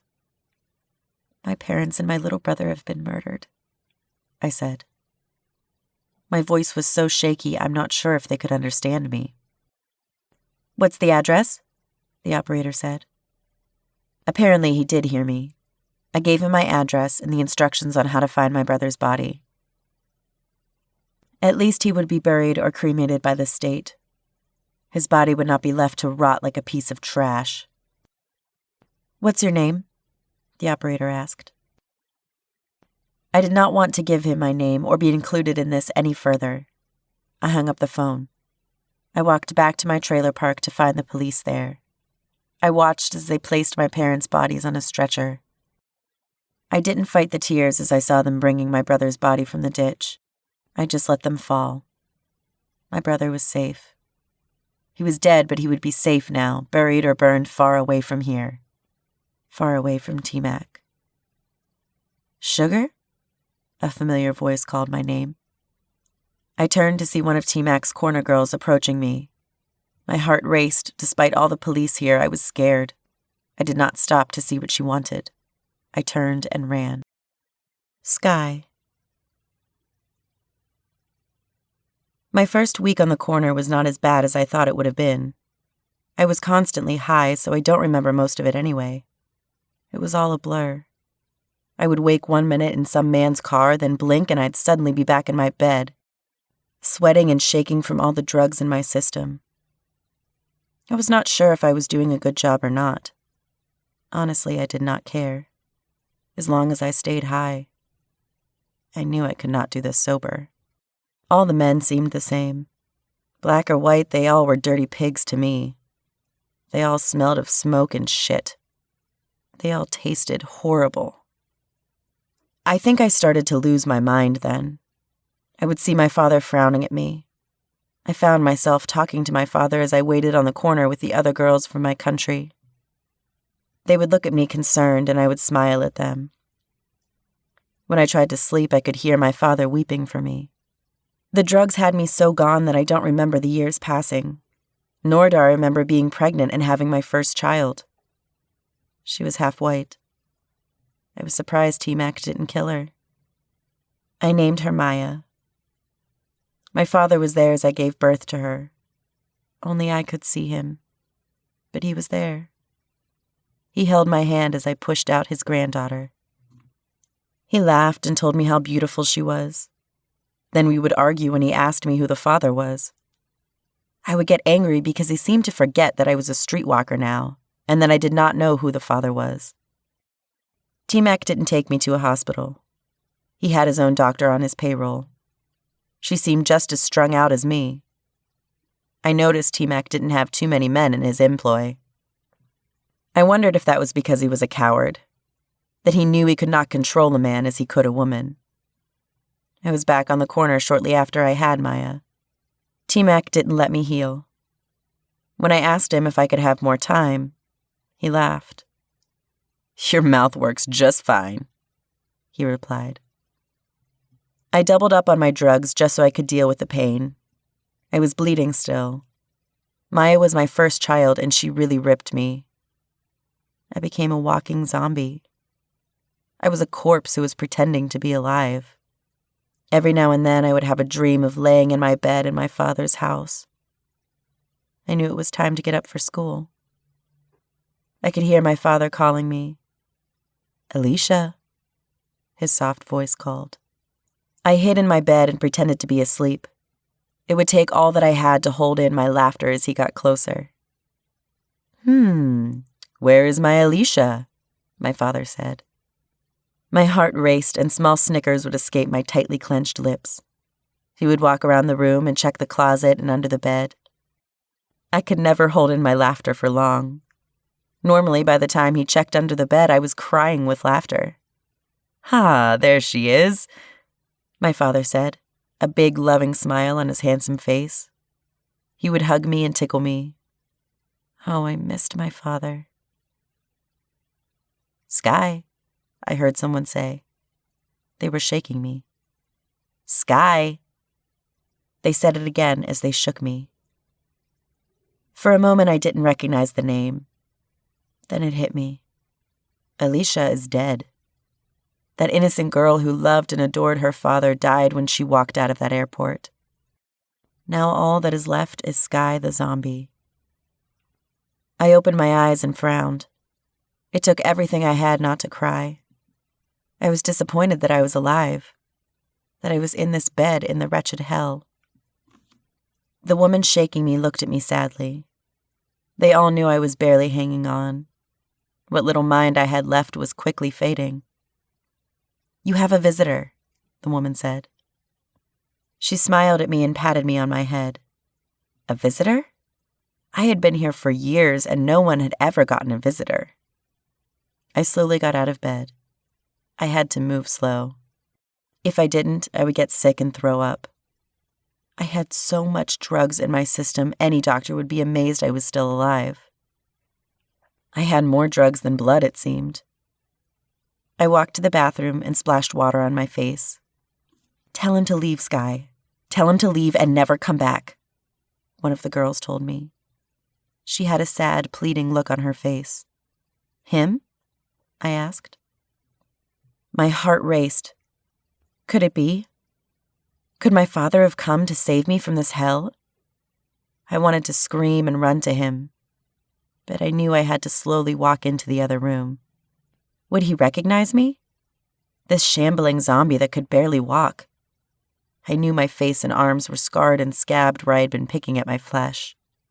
I walked into the other room and saw him sitting on the couch. He stared right at me and did not recognize me. That broke my heart into a million pieces. Of course it was not his fault. I wanted to be his little girl again and run into his arms. He probably worked very hard to save up enough to get a visa to see me. "Abi?" I said. My voice was barely a whisper. My father looked old and tired. He turned to me and stared at me for a long moment, trying to recognize me through the drug-addled monster I had become. "Alicia?" my father asked. I could see the pain in his eyes. He ran to me and hugged me tightly. He wept into my hair as he held me. I could not help but weep as well. "What happened to you? You are coming home now," my father said. His voice was sad and angry. I was helpless in his arms. I was back in his home trying not to laugh as he pretended to look for me. I could not help it. "Save me, Abi," I whispered. I knew I should not have said that. I should have told him to leave and never come back. I should have told him his daughter was dead. All that was left was the zombie Sky. My words seemed to light a fire in my father's eyes. He stood and walked me to the door. The Egyptian men that guard the house started to yell at my father. My father yelled back. I was getting dizzy. I've never seen my father this angry. He grabbed a bat that was next to the door and smashed one of the men in the head with it. He kept on hitting him. Blood splattered on my father's face and arms. The other men backed up. "What cruel men are you? How could you betray our people and our culture like this? Allah curse you, traitors!" My father shouted at them in Arabic. I could tell the words stung them. that they hit home and found a sore spot in the men's hearts. They looked down in shame. I think they were going to let me go, but the door opened behind my father. I turned to see Tmac with a gun to my father's head. "Abi," I whispered. He locked eyes with me. I think he knew he was dead. He didn't want the last thing he looked at to be that black demon, Tmac. La ilaha illallah Muhammad Rasulallah, my father said. He smiled at me. His eyes were warm. I was his little girl again. I didn't see Tmac pull the trigger or hear the gun go off. The side of my father's head exploded, and his body fell limp to the floor. "This is why we don't have fucking visitors," Tmac shouted. He looked at the dead man that my father killed and shook his head. It was a waste of money and investment for him. "You will pay for this, bitch," Tmac said. He kicked my father's dead body several times, then walked over to me and beat me until I passed out. I blamed myself for my father dying. Why did I have to ask him to save me? What did I expect my father to do? He did what any loving father would do for their child. He tried to save me. He died for me. He could still be alive right now if I had not whispered those words to him. If I had let go of Alicia and my father a long time ago. I wept for weeks after Tmac murdered my father. Of course, I never wept openly. I held it in until I had a moment alone. As soon as I was alone, I wept hard. I wanted to die. I was relentless on the drugs. I had to erase the look of pain in my father's eyes as he recognized me. I had to stop seeing the smile on his face as he said Shahada.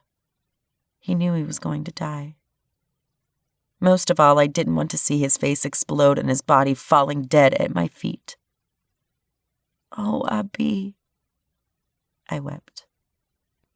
What little mind I had left died with my father. I was so gone that Tmac took me off the corner. I could barely walk. I was stumbling and falling all over the place. He put me in an apartment with Maya. I was to do in-calls. He wanted to slowly wean me off the drugs, but I needed the drugs or I would die. I would rather be high and feel sick on the drugs than face the memories and the pain of what I had endured. The apartment was nice. Well, anything was when you're used to sharing a dorm with several other women. It was not until many years later that I discovered why my father had come to see me. My mother had died. He wanted me to come home for the funeral. I was alone. I did not know where my siblings were, and I had to forget about them. Tmac started to see me often in the apartment. He forced himself on me. I had to do my job and please him. It was extremely hard for me to please the man who murdered my father. I could deal with what he had done to me, but my father was my world. Tmac took the last shred of light I clung to. I dreamt about killing him as he slept next to me. It would take nothing for me to stab him in the throat with one of the many needles around me. But I never could find the courage to. Then, out of nowhere, I was pregnant. I knew whose child it was. Tmac was the only man I had actual sex with for many months. I didn't want this child. I made up my mind that I would kill it.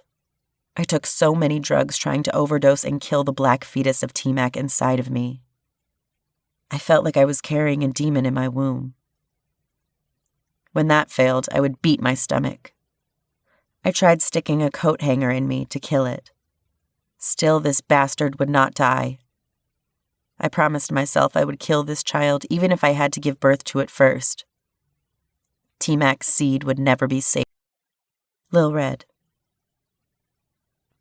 My first week on Tmac's corner came and went. I did not like nor want the drugs. I don't think most of the girls did, but this was a job that was hard to do sober. Dealing with the daily trauma of Tmac beating the life out of one of his girls was also a hard pill to swallow. The drugs helped me deal with the reality that was now my life. I found myself often rubbing my stomach. I don't know why I did. I knew my daughter was not there anymore. Tmac had killed her. "My sweet Mercy," I whispered. I still talked to my stomach. It was a habit that I guessed would eventually die, but it was comforting. The drugs helped keep the memory of Mercy and how they took her from me at bay. I still cried for her, but I would never let Tmac or any of his girls that would sell me out for his favor see me cry. The drugs became a necessary part of the job. I was making more money than I ever thought I would make. I was setting envelopes stuffed with money on my grandmother's porch. I would ring the doorbell and hide around the corner. I couldn't see, but I could hear the door open. When I peeked around the corner, the envelope was gone. My grandmother was the only person alive that was kind to me and actually loved me. Giving her money was one of the few bright spots in my week. She deserved it. As poor as she was, she took me in. I knew sometimes she did not eat, so I could. I missed my grandmother. I wanted her to hold me like she used to and fall asleep watching her shows. I didn't know what she was doing with the money, but I didn't care either, as long as she got it. It was hers to do whatever she wanted. I wondered if she thought about me, if she wondered what happened to me. She had to. I would see her put food on the porch sometimes for me. She would look sad when she checked on the plate and the ants had enjoyed her cooking. I still thought of that blue pill that the doctor had given me. Tmac took it, but I often fantasize how it would have ended if I took it. Even though I was making money, this life was hard. I was the constant fake sexual Barbie. No matter how I was feeling, I had to smile and pretend each man I was servicing was the sexiest man in the world. It didn't matter how far from the truth that was. Most of the men were married and wanted to tell me how bad their marriage was while I serviced them. Others cried while saying their wife's name. I, like most of the women on this corner, liked the ones that cried. They were gentle and tipped well. I still hated Tmac, but the money this life was providing allowed me to put the hate on the back burner. He took the vast majority of the money. He would pocket countless thousands a week. None of us would ever try to steal from him. There was a woman who tried. He cut off both her hands and shot her in the head in front of us. Tmac counted his money to the last cent.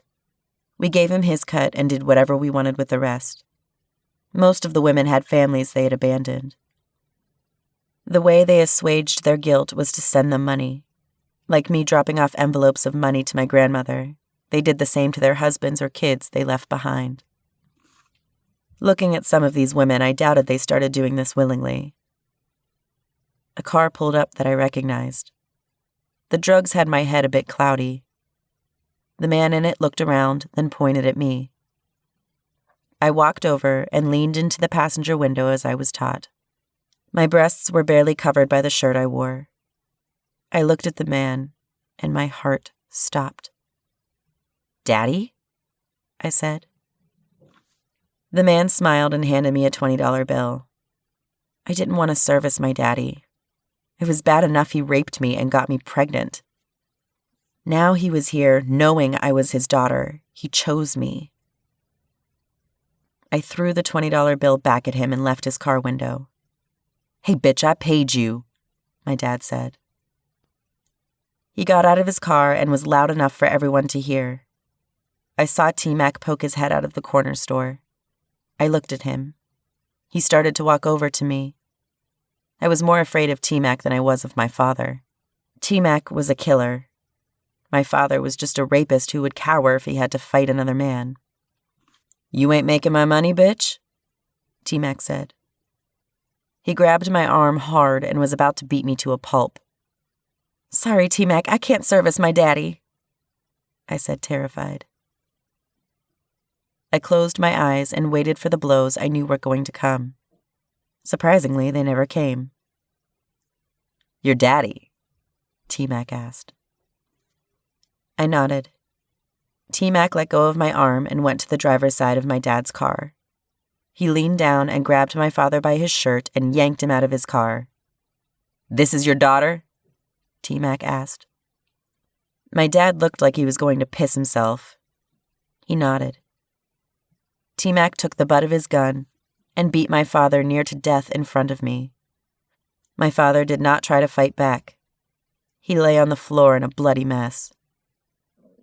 "You sick fuck. If I catch you around my bitch again, I'll kill you," Tmac said. Tmac waited for my dad to acknowledge that he understood. My dad nodded. Tmac pulled him to his feet and put him back into his vehicle. "Don't let me see you near this corner," Tmac said. My father gave me a long, hate-filled look and drove off. Tmac turned to me. "Let me know if he comes back," Tmac growled. He jogged back to the corner store and went back into it. I still hated Tmac, but I respected him for that. He didn't make me service my dad and gave my dad a much-needed beating. It felt good to see the monster who had raped me beat within an inch of his life. Tmac had done some horrible things to me, but at least here with him I was protected. I rubbed my stomach. "We gonna be okay, baby," I whispered to it. I know my daughter was gone, but I had to hang on to something. Talking to my dead daughter just felt right to me. She was my companion between the darkness and the constant drugs. She gave me strength through the madness. I wondered if my father would tell my mother that I work the corner now. If he did, would she come out here and try to save the daughter that she threw to the wolves? She chose my rapist father over her child, so I doubted she would care. She would tell my grandmother, though. My grandmother would come out here and try to take me off the corner. I would have to get ahead of that and tell my grandmother what I was doing. I had no doubt Tmac would hurt my grandmother for disrupting his corner. After he hurt her, he would hurt me. After my shift that night, I took the short walk to my grandmother's porch. I went over in my head what I would say to her. I knew she would be disappointed. I prepared myself for her disappointed and judgmental stare. Honestly, that look would break my heart more than anything. My grandmother was someone I felt I could trust with anything. I did not expect her to agree. I just hoped she would understand.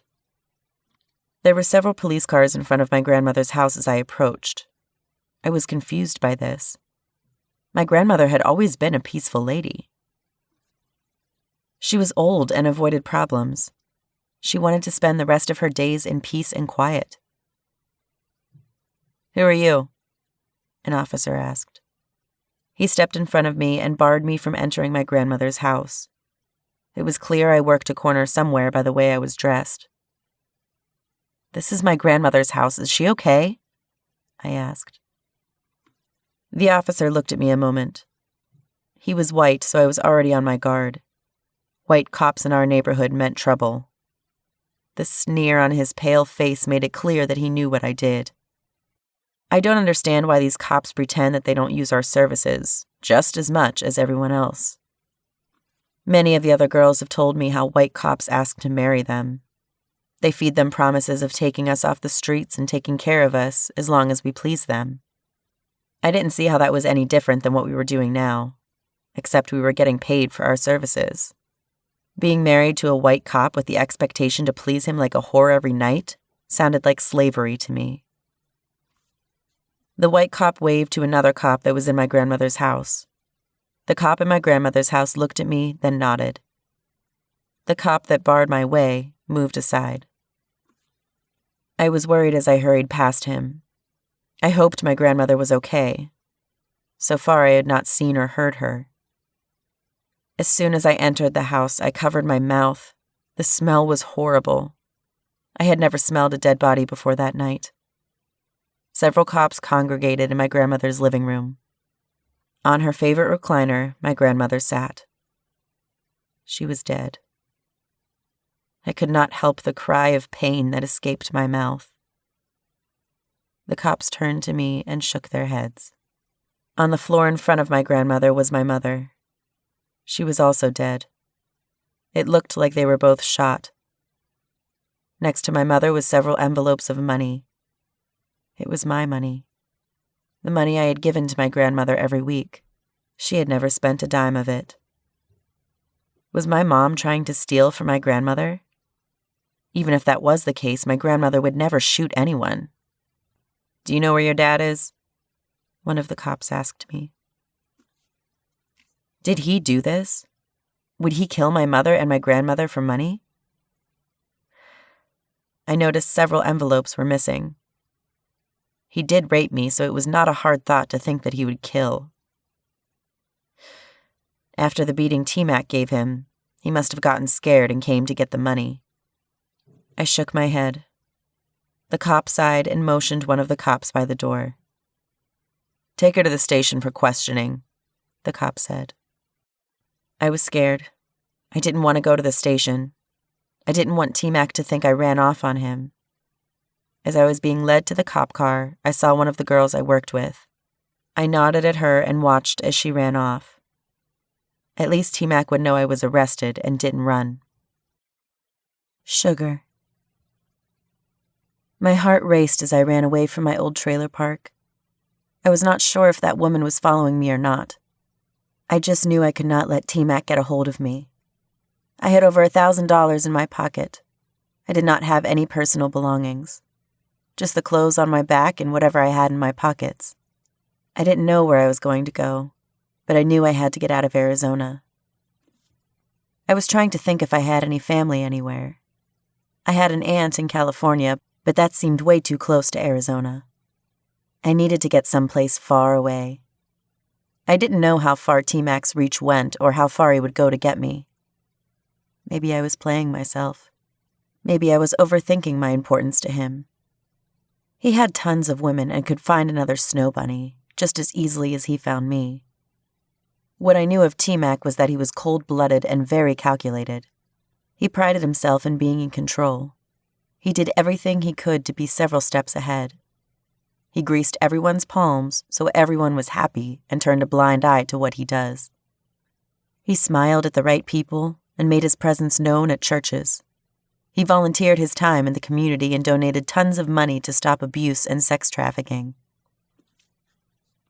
The pastors at his churches loved him. Pastors treated their churches like a business, and Tmac made it his business to make sure the pastor was happy. Thus, the pastor would sing his praises, and Tmac would feed the pastor's need for sexual experiences with his girls. They kept each other's secrets. To me, it sounded like Tmac had the upper hand. It would not bother Tmac that much if the entire community knew he was a pimp. It was no small secret anyway. But the pastor's life would be ruined if it got out that he utilized Tmac's women in exchange for singing his praises. Tmac was as cold as they came. If he was not so narrow-minded, a man as cold and calculated as him could run the country. I decided to run to New York. I had never been there, and I had no family there. I could get lost in a big city like that and essentially disappear. No one would be able to scour the streets of New York to find a trailer trash white orphan who was running from a nigger. I hailed a cab and went to the bus station. I bought a ticket to New York City and waited for the bus to leave. Waiting there for hours was very stressful for me. Every nigger potentially worked for Tmac. Every black man that walked by me caused my heart to nearly stop. I went and found the seating area for my bus and was relieved to see a big white biker sitting there. I went and sat next to him. He had tattoos all over his arms and neck. His beard was big and blonde. It fell down his massive chest. I knew this white man would not let a nigger hurt a white woman in his presence. He looked at me a moment as I sat next to him, then went back to reading the paper. "You heading to New York?" I asked the biker. He sighed as if he was frustrated with the interruption of his reading. He shook his head. "No, I'm heading to Philadelphia," the biker said. His voice was deep and intimidating. It matched his size. "I'm being chased by an abusive nigger. I was wondering if I could sit next to you until you have to change buses. Or we at least get out of Arizona?" I asked, timidly. The biker looked at me a moment. He studied me intently. He took in my dirty clothes with what looked like stained blood on my pants and sighed again deeply. "Were you being sex trafficked?" the biker asked. My heart began to race. Only cops and people who worked within the court system use that word, sex trafficked. It was a word that took the blame off of the woman and placed it squarely on that of the pimp. I was sucking dick for money before I met Tmac. After repeatedly getting beat, I decided it was time to find some protection, so I sought out a man like Tmac. I now regretted it. Because of me wanting to work with Tmac, my parents and little brother were murdered. I was an orphan. I didn't have much to begin with, but I had even less now. I was terrified that Tmac would kill me next, that he would dump my beaten body in some ditch like he did to my baby brother. I did not realize that those fucking tears were falling again. They fell and stained my dirty pants with the pain and weariness that came with them. The biker sighed again and put his hand on my shoulder. "Don't," I said and backed away. "I'm a police officer," the biker said. He pulled out a badge and showed it to me. His tone was soft and comforting. I was surprised to later find out that many young girls try to flee. If they were white, they could find the biggest, roughest white man they could find and seek safety with him. This is why this cop was sitting in this bus terminal, dressed like this. He was waiting for young women like myself. I wondered if they had a black equivalent to this man, or if they only cared about white women. Or was it that the majority of the sex traffickers in this area were black? So a big, rough-looking white man was a welcome sight to a woman who was fleeing a black pimp. I don't understand racial politics. The more I tried to, the more my head hurt. But I knew one thing for sure. The police understood racial politics and walked proudly on that fine line. I had not decided if I would go with him or get on this bus and just keep going. How could talking to the police help me? Did Tmac have any police on his payroll? If so, how could I trust the police? The biker cop sensed my apprehension. "I'm not here to arrest you. You sought me for help. I can help you or you can get on that bus," the cop said. It was clear he didn't care either way. If I didn't want help, it meant less paperwork for him and he could go back to reading his paper. If I did want help, how would he help me exactly? I looked at the bus terminal that was now loading people with tickets that matched my number. "If you're fleeing a well-known sex trafficker, running to New York is one of the worst things you could do. When you run out of money, then what? You go back to doing what you ran from Arizona from? People like the man you're running from know people like them all over the country. It would only be a matter of time until they caught you," the officer said. He pointed to the bus terminal that was quickly loading with people. Fuck. This cop was right. I only had so much money. The only thing I knew how to do well was sell my body. I could not see myself working a regular job for pennies on the dollar. One of the unintentional consequences of living that life was meeting others that lived that same life. Before long, I would be back under the protection of another pimp. Maybe one that knew Tmac. A man as dangerous as Tmac had to be well known in these types of circles. I stared at the big biker cop for a moment. I searched his eyes to see if there was anything like Tmac or any of the men that I had serviced in them. I could see none. I imagined he had a family and kids of his own. "How can you help me?" I asked. For the first time, I saw a smile crack the cop's big bearded face. "First, were you being sex trafficked?" the cop asked again. I nodded. The cop frowned. He pulled out a radio from his pocket and said something in it. The radio squawked back at him.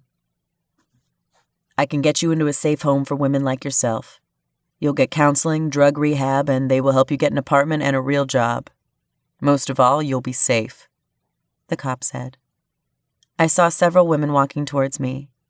One had on a police jacket. I've dealt with men my entire short teenage life. I knew nothing was given without payment. The police wanted something from me in return for their help and protection. They would want me to give up my pimp, to testify against him in open court. I was not sure if I was willing to do that, or if I would even be safe in doing so. "Hey, sweetie, what's your name?" one of the women said. She was black and very pretty. She was tall and wore a police jacket. I was afraid to answer. I looked at the big, burly cop that was dressed like a biker. The black woman cop nodded at him. He smiled at me and left. I don't know why, but I felt safer without the presence of a man around me. "Sugar," I replied. The black cop smiled at me. "I will need your real name later, but we can go with Sugar for now," the woman said. She held out her hand to shake mine. I stared at her hand for a long moment, then took it. Her grip was strong. She pulled me to my feet and straightened my torn and tattered jacket. "We're going to take care of you, Sugar. Any man that tries to hurt you under my watch, I'll shoot him," the woman said. For some reason, I believed her. Looking at her made me remember something that I heard Tmac say. "There's a hoe inside every woman. The tougher the woman seemed to be on the outside, the easier she was to break on the inside." Was this female cop a hoe once? If so, was her protecting women that were once like her a way for her to heal and face the demons that come with being a hoe? Could I be like her? I wanted to be as strong as her, even if I knew it was just a facade to hide the fear that all of us hoes constantly have. Not the fear of the pimp, but the fear of one bad thing in life taking us back to the drugs and the streets. Did this pretend strong woman have that same fear? "How old are you?" the female cop asked. I tried to smile at her, but I could not. "I'm 16, I replied. The female cop bit her pretty big bottom lip and frowned. It looked like she was fighting back those damned tears that always seemed to fall down my face. For a moment, I saw a crack in her strength. She saw herself in me, and she was weak again. But just as quickly as that crack showed up, she covered it up. "Well, Sugar, I'm going to take you to a facility with other women like you, okay? We'll have some pictures for you to look at. We will need you to identify your pimp, okay?" the woman said. Nothing is ever free, not even being saved from a monster that murdered your parents and little brother. I sighed deeply and nodded. I took one last look at the bus that was driving away from the terminal. I probably should have gotten on that bus. But here I was, trusting an undercover biker cop and a nigger with my life. Sky. I found myself strapped to a hospital bed. My stomach was bleeding and scratched from me trying to claw this black bastard out of me. I wept and I screamed. I did not want to have this baby, yet Tmac was forcing me to have his child. I could see my father sitting in the corner watching me as I cried and strained at the bonds that held me to this bed. He shook his head and turned his back to me. He was ashamed of me. "Oh, Abi," I wept. "Don't be ashamed of me, please," I begged my father. Of course my father was not there, but my mind was so far gone that I saw him there. There was a small part of me that fought to cling to sanity. That small part of me was screaming, trying to remind me that my father was dead and that I was losing my mind. Tmac would come in the room when I was screaming too much and inject me with something. I don't know what it was, but it calmed me. I felt the same high that I did years ago when the women held me down in that dorm room and injected me with what seemed like the same thing. Tmac rubbed my stomach. "It's a boy, Sky. I'm having a son," Tmac said. He seemed lost in that thought. I wondered what made this son so special. I knew I could not be the only woman he had raped and forced to have his kid. "I'm going to let you go after this, Sky. Your mind is far too gone, and I need you to take care of our son. I don't want him to grow up in this shit," Tmac said. For the first time since I met him, I saw Tmac as a human being. He was more than just the monster that did this to me, the black demon that murdered my father. He was a human who was afraid for his own seed. Maybe he regretted his life, but I knew I had a weapon against him now.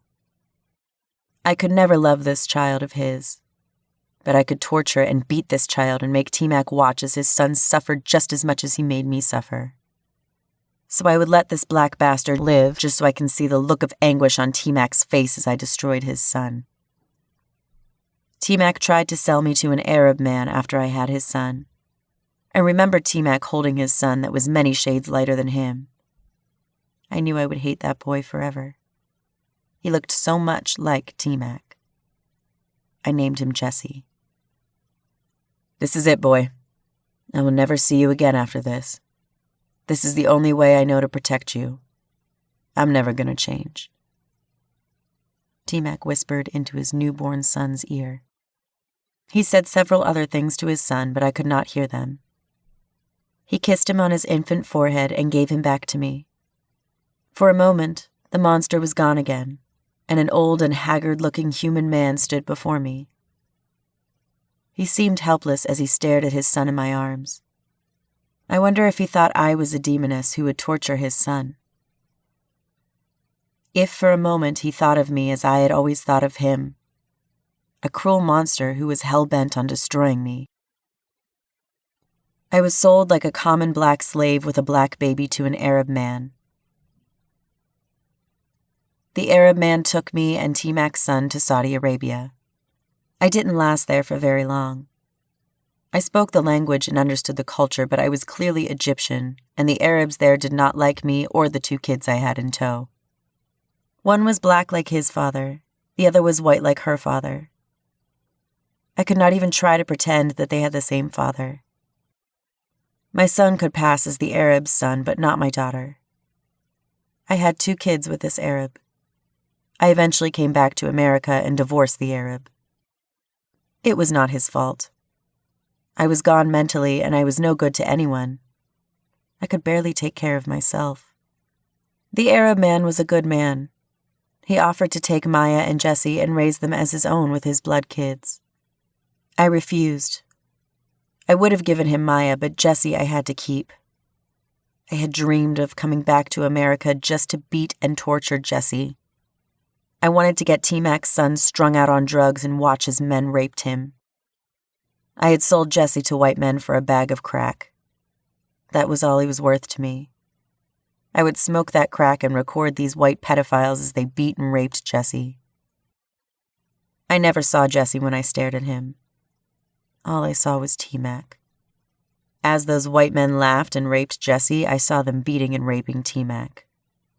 I recorded it because I wanted to show Tmac what I had done to his son that he pretended to love. I wondered how it would make Tmac feel to see his 5-year-old son being beat near to death and taking it up the ass by white men. Maybe Tmac would understand a fraction of the pain he put me through. But I was not going to stop there. I wanted to shoot Jesse in the head like I watched Tmac shoot my father in the head. I wanted to hear Tmac scream in pain as his flesh and blood died in front of him. I was sure Tmac would kill me, but I was already more dead than alive anyway. I would die with a smile on my face. But I never got that chance. I never saw Tmac again after he held Jesse and sold me to that Arab. I knew he was still around, but he avoided me and instructed all his women to leave me alone. I didn't want for anything. Money would be slid under my door in an envelope. It was always over $1,000. My rent was paid and groceries were placed at my door. Jesse and the other kids always had new clothes that were dropped off. All I had to do was stay in the house and be a mother. Many years ago, that would have been an ideal life for me. But not now. My mind was so far gone with the pain and trauma, and I was so obsessed with destroying Jesse that I didn't see how easy I had it. Tmac was a monster. There's no doubt about that. The only reason he let me go was because he knew he could not raise a kid in the life he had chosen. I guess even a monster cared about his offspring to a certain extent. I became somewhat of a legend among the women of the night. The girls who worked Miracle Mile in Tucson, Arizona. They called my story with Tmac Beauty and the Beast. They said I was able to tame him. Everyone was told on pain of their life to leave me alone, that I was untouchable, that if anyone touched me or my kids, Tmac would wipe out their entire families. Tmac had a reputation on the streets. He was brutal and cold to all who crossed him. Whatever word Tmac put out, that was the word that would be followed. No one wanted to cross Tmac. I spoke to many of the women who worked the streets near where I lived. I am certain there are dozens, if not hundreds, of unsolved murders and disappearances tied to Tmac in some way. He had killed so many women and left their bodies to rot in ditches that I lost count. There were shelters made to protect women from him. He was one of the most wanted sex traffickers in all of the Southwest. Yet he never saw a day in court or got caught for his horrendous murders and crimes. If anyone was untouchable, it was Tmac. Jesse was eventually taken from me and placed in the custody of the state. I lost contact with him and all of my other kids. I was sad at first, but then I understood that it was best for my kids not to be around me. It took me many years to eventually regret what I did to Jesse. Out of all my kids, I treated him the worst. I went out of my way to do horrible things to him, because that poor boy never had a chance to be seen by me as anything other than Tmac's son. He never got the benefit of a loving mother. As I got off the drugs, I started to see my father less and less. His look of shame and disappointment would disappear, and I was left with the emptiness of all that I had done and what I had endured. After years of being sober, I started to have seizures. I eventually lost feeling in my legs and my ability to walk. I was confined to a wheelchair. While sitting in that wheelchair, I remember crying for no reason. I would cry every time I thought of Jesse. It took me years to understand that I had become Jesse's Tmac. The demon that Tmac had been to me, I became that very same demon to my son. Even to this day, it feels strange to call that boy, well, a man now, my son.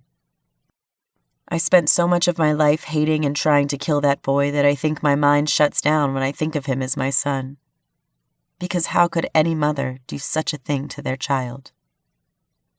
When I thought I was healed enough to try and talk to Jesse, for my selfish need to not be such a monster and talk to him, it would always fall apart because eventually the conversation would come back to what I did to him and his father.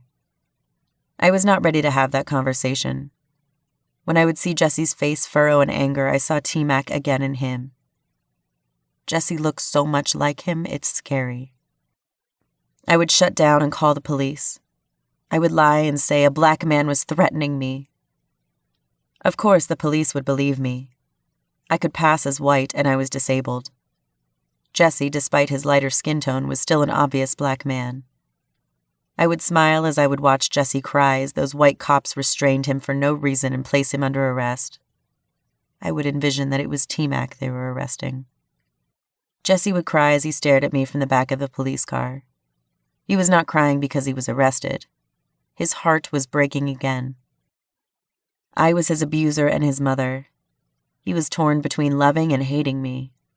He wanted a relationship with me, but I knew he hated me. I remember I invited him to spend the night. The way he would look at me sometimes, I could see he wanted to murder me. I was so afraid of him that I would lock my room door at night. I don't think I would ever be ready to have a relationship with my son. But like a hoe who needed the love of her pimp, my son needed my love. He needed me to say I was sorry for what I did to him. He wanted to live in the fantasy world of me being a loving mother to him, and I could never do that. So I had to block him and move on with my life. I knew I would hurt him again. I would destroy the life he is building with his wife and kids. It took me years to understand that he is not Tmac, and the sins of the father should not be forced upon the son. But then again, Jesse was a child made from rape. He was a child I never wanted, and I was forced to have from my rapist. Lil Red. I sat in the police station nervous. I was high as a kite and confused about how to feel. Was I the cause of my grandmother's death? I know all actions cause a reaction. If I had not placed those envelopes stuffed with money on my grandmother's porch, my grandmother would most likely still be alive. Outside of the biological connection that I could not ignore, I didn't care about my mother being murdered. She made her choice when she chose my rapist father over her flesh and blood. In a way, I was glad Tmac murdered my father's child that grew in my womb. I didn't have the strength to kill her. I'm not excusing Tmac's behavior. He was indeed a monster. But as more time passed by, I started to understand the decision a bit more. Maybe he killed my daughter for more selfish reasons. But in the end, all that mattered was that he saved me from a lifelong reminder of what my father had done to me. The room they had me in was as barren as a room could be. I was sitting in a cold metal folding chair. I barely had anything on, so my body shook out of being cold. The room had white walls and a metal table in it. I waited in that cold room for what seemed like hours before a detective came in. I figured that was part of their tactics. They wanted me to sit there and stew a bit. Wanted my nerves to be on end as they interrogated me. They were hoping I would slip up and admit to something. I don't know what they were thinking, but there was nothing I could admit to. I had no idea my father or whoever was going to kill my mother and my grandmother. But I was a black girl who clearly worked a corner, so I guess that made me guilty of whatever they wanted to make me guilty of. The detective was some pasty, overweight white guy. It seemed like he spent more time investigating the local donut shop than any actual crime. He was winded from just walking into the room. He looked at me long and hard. His eyes seemed to linger on my breasts and thighs for what seemed more than just the passing glance. He licked his thin lips and shook his balding head. I wondered if this fat man had seen his penis recently. I knew he had to be one of those white cops that cry and try to convince the women to live with him. He would promise her the world. He wanted us to trade in our black pimp for a white one with a badge. When we refused, he would threaten to arrest us and take away our kids. He looked like one of the Johns we tended to avoid. "Who's your pimp?" the fat detective asked. I shook my head. I thought I was here for the murders of my grandmother and mother, but apparently this detective had other intentions. "I'm not a hoe. Why am I here?" I asked. A smile found a way to cut through the fat of the man's face. He nodded and his chins wobbled. This man was truly disgusting looking. He looked like a fat, insecure blob with a badge. "You're not," the detective said. He raised a fat eyebrow as he looked over me again. "You a drug dealer then?" the detective asked. He didn't give me the time to answer. "We have witnesses who saw you dropping off envelopes of money on your grandmother's porch every week. From the money we collected from the house, it's several $1,000s. You're not emancipated. You're essentially a homeless or runaway youth. You don't have an actual job. So how do you account for the money? From my standpoint, you're either a hoe or a drug dealer," the detective said. My mouth went dry. I should have been more careful when I dropped off the money. It being late at night when I did it, I assumed no one would see. I forgot that my grandmother lived in the hood. Almost nothing went unnoticed in the hood. Someone somewhere would see something. They would tell if it benefited them. Word gets around fast in the hood. I did not doubt that half of the area knew I was setting something on my grandmother's porch once a week. My shoulders slumped as the weight of that sunk in. My grandmother's death was on me. They wanted the money that I was giving her. They killed her for it. It is true what they say. No good deed goes unpunished. But what was my mother doing there? Was she trying to rob my grandmother as well? Did word reach her that I was giving my grandmother, who was the only one who loved me and was kind to me, money? I would not put it past my mother to be upset and feel entitled to my money purely for the fact that she gave birth to me. If my mother was an example of what a mother was, I was grateful to not be one anymore. "What does this have to do with my grandmother and mother being dead?" I asked. The fat detective stared into my eyes for the first time. "I'm sorry about your loss. We apprehended your father for those murders. During his interrogation, he said he was savagely beaten by your pimp for trying to save you from him," the detective said. I don't know why, but anger flooded through me. Save me. My father raped me. I was pregnant with his child. He wanted me to suck his dick and I refused, so Tmac came and gave him what he deserved, I said angrily. I didn't think about what I had said until months later. I had given the fat detective everything he needed to convict me for prostitution. He couldn't tie me to the murders no matter how much he wanted to, but he could get me for being a hoe. My mother kicked me out of my home once she found out my dad raped me. My grandmother took me in and was the only person to ever love me. So when I had extra money, I gave it to her as a way to say thank you, I said. Tears welled up in my eyes. I couldn't hold back the flood that escaped from them. I wanted to be tough. I did not want to seem like some weak hoe in front of this disgusting detective. But talking about my grandmother's kindness triggered my sadness of her being dead. I guess I was now an orphan. My mother and grandmother dead, and my rapist father was in prison for the rest of his miserable life. That's a sad story, truly, the detective said sarcastically. I wanted to spit in his face. He did not care that I had just lost my grandmother. He could care less about my mother.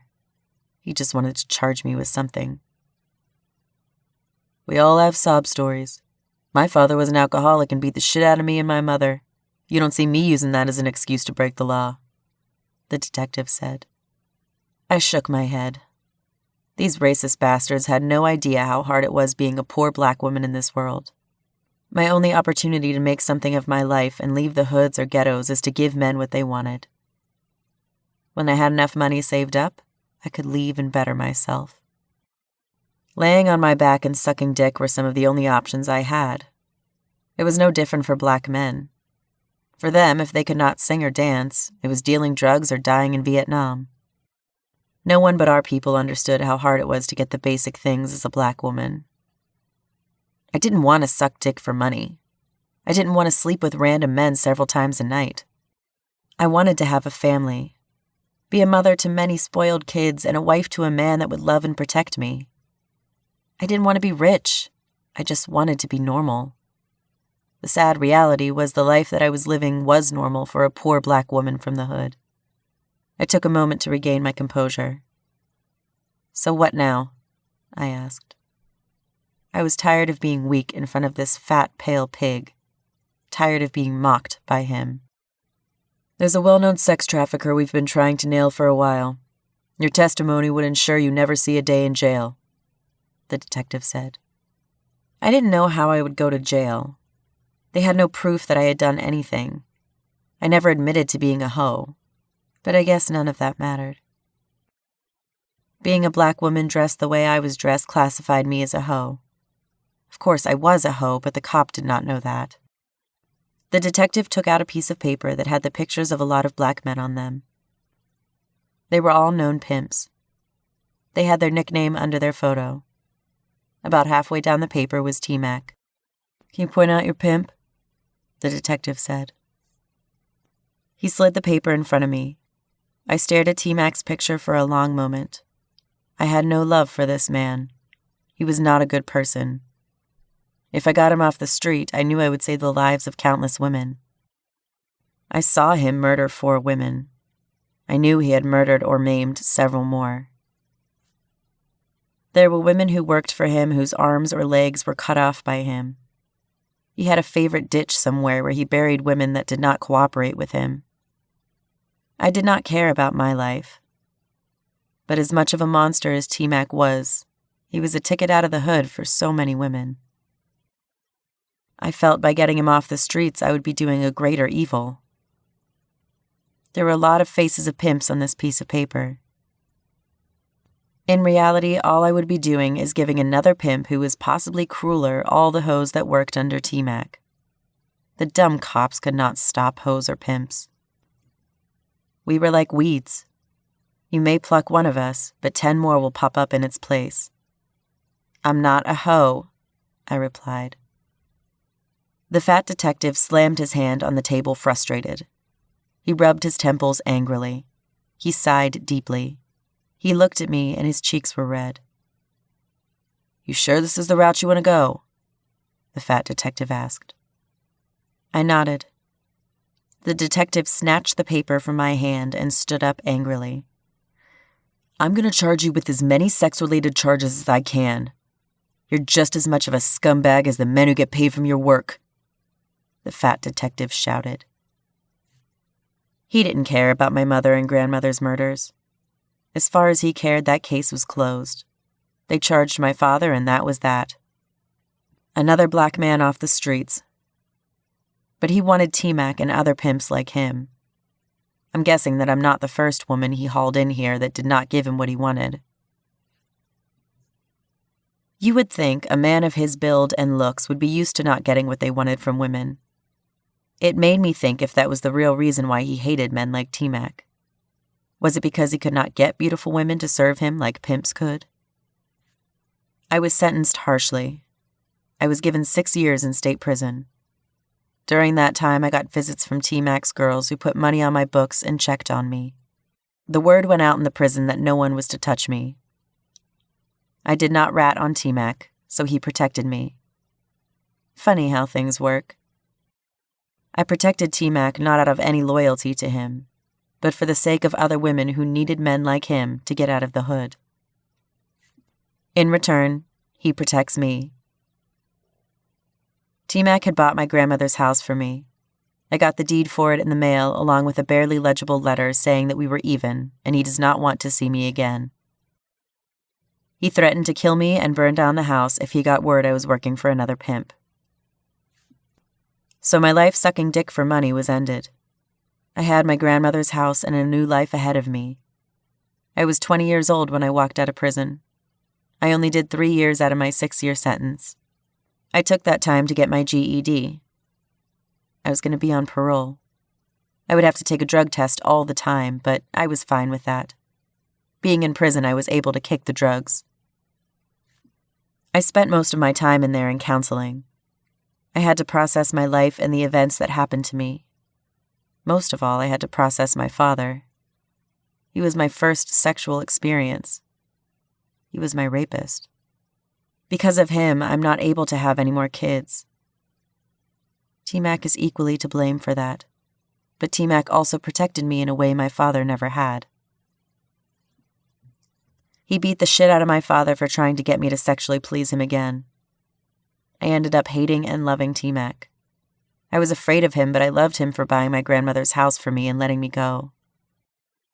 I loved him for beating my father in front of me.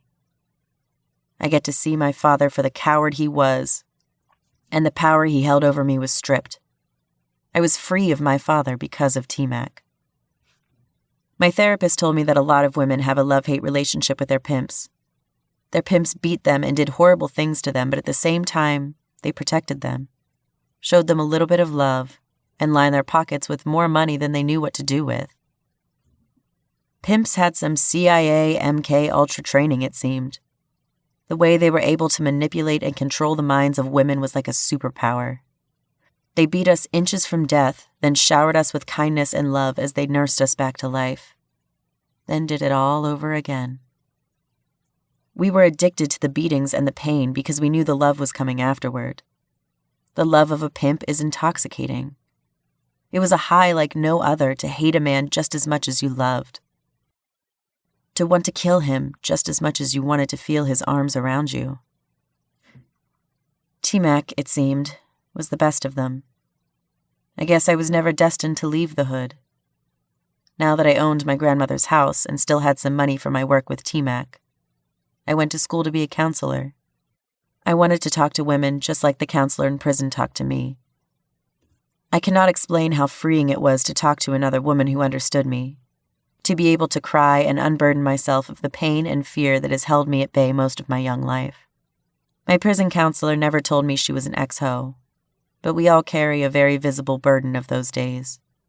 It's a burden that only pimps and hoes can see.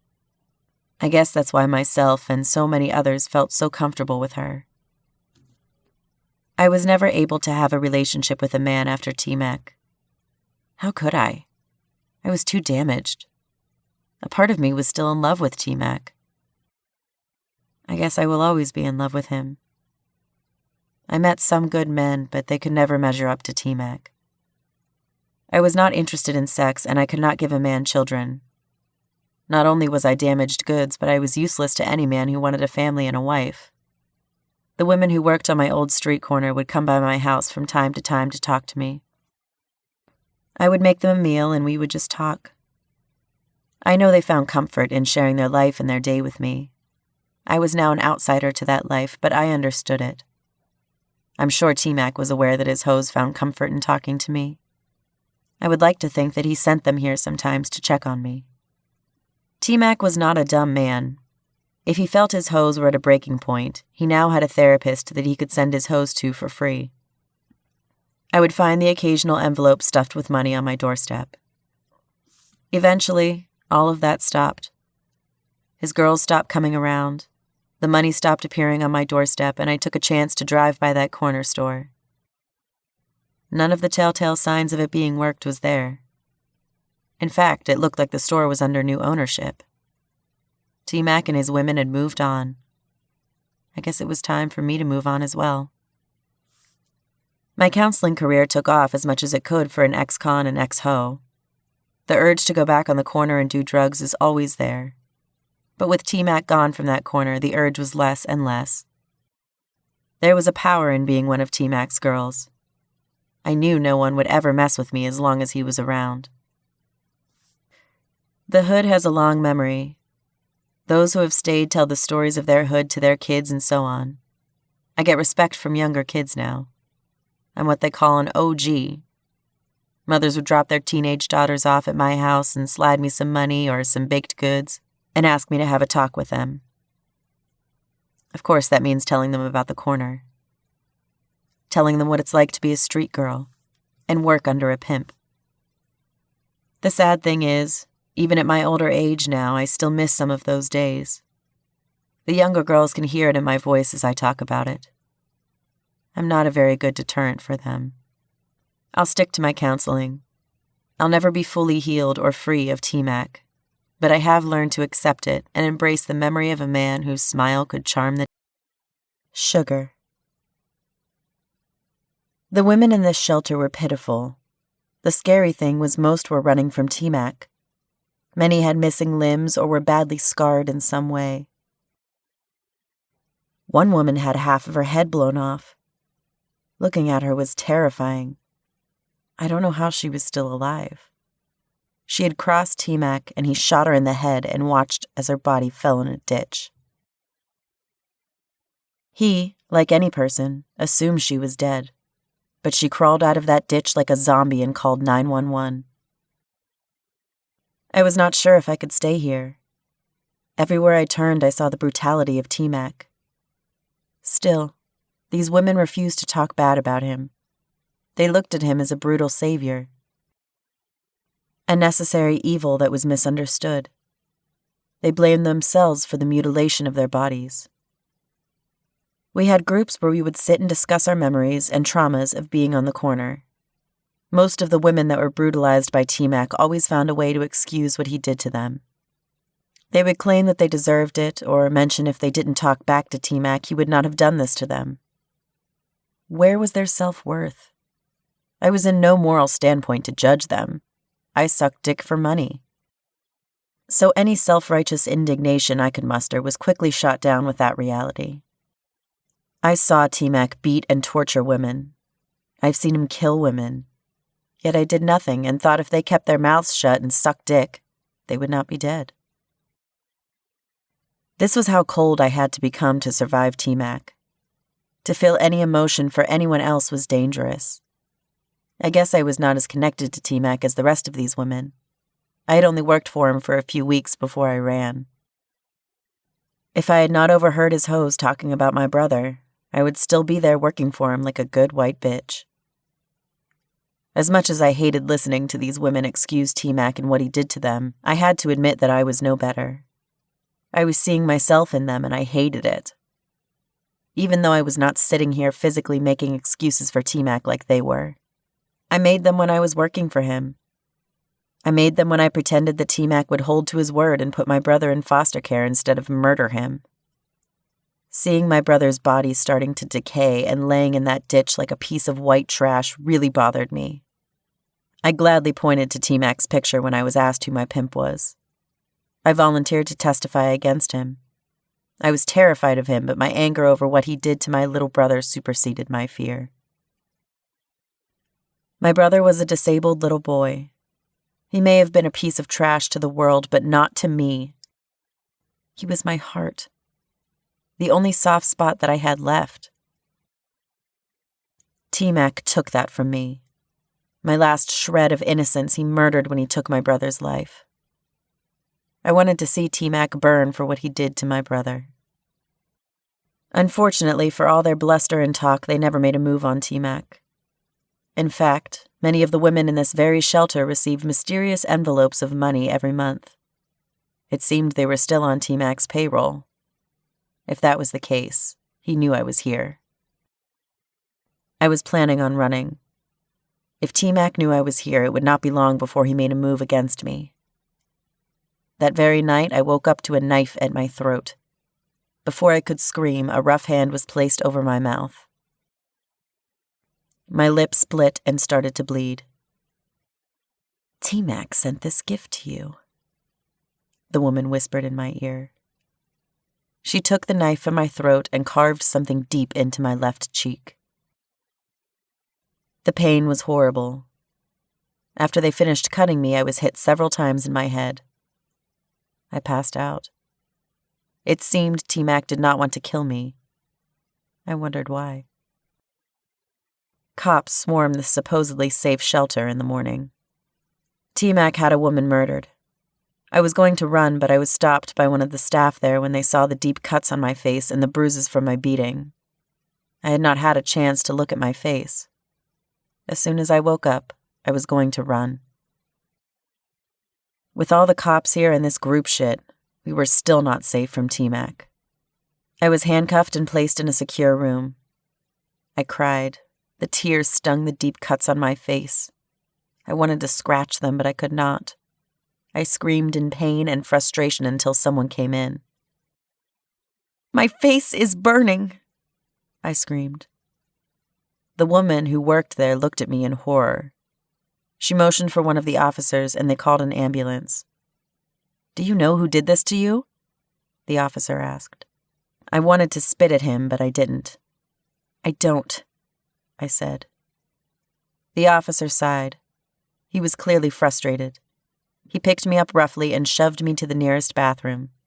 "Look at your face," the officer said. The frustration was very clear in his voice. My left cheek was mangled and bruised. But you could very clearly see the word Tmac carved there in all caps. It would scar that way. I was forever branded a bitch of Tmac's. There was no escaping him. I did not know how far his reach went. I regretted not getting on that bus. I still had near $1,000. I would get on a bus and get the hell out of here. I would find some place where it was mostly racist white people and live my life there as far away from anyone black as possible. If you were black, there was a potential that you worked for Tmac. An ambulance took me to the hospital. My face was stitched and I was handcuffed to the bed. I was being detained for questioning. My face felt like it was on fire. They were told not to give me pain medicine because I was a drug addict, so I had to suffer it. The cuts would scar, and Tmac's brand on me would be permanent. The cops were merciless with their questions of me. They could not understand how I did not know who did this to me, despite me telling them exactly how it happened. It was clear that Tmac was behind it. Tmac was like a phantom to them. He was the cold, cruel hand behind so many nasty things, but they could never touch him. For the life of me, I could never figure out why that was. Why he was able to do the things he did and never get arrested. It played to the godlike worship these women had of him. He could murder and maim at will with no consequences. He did not try to hide.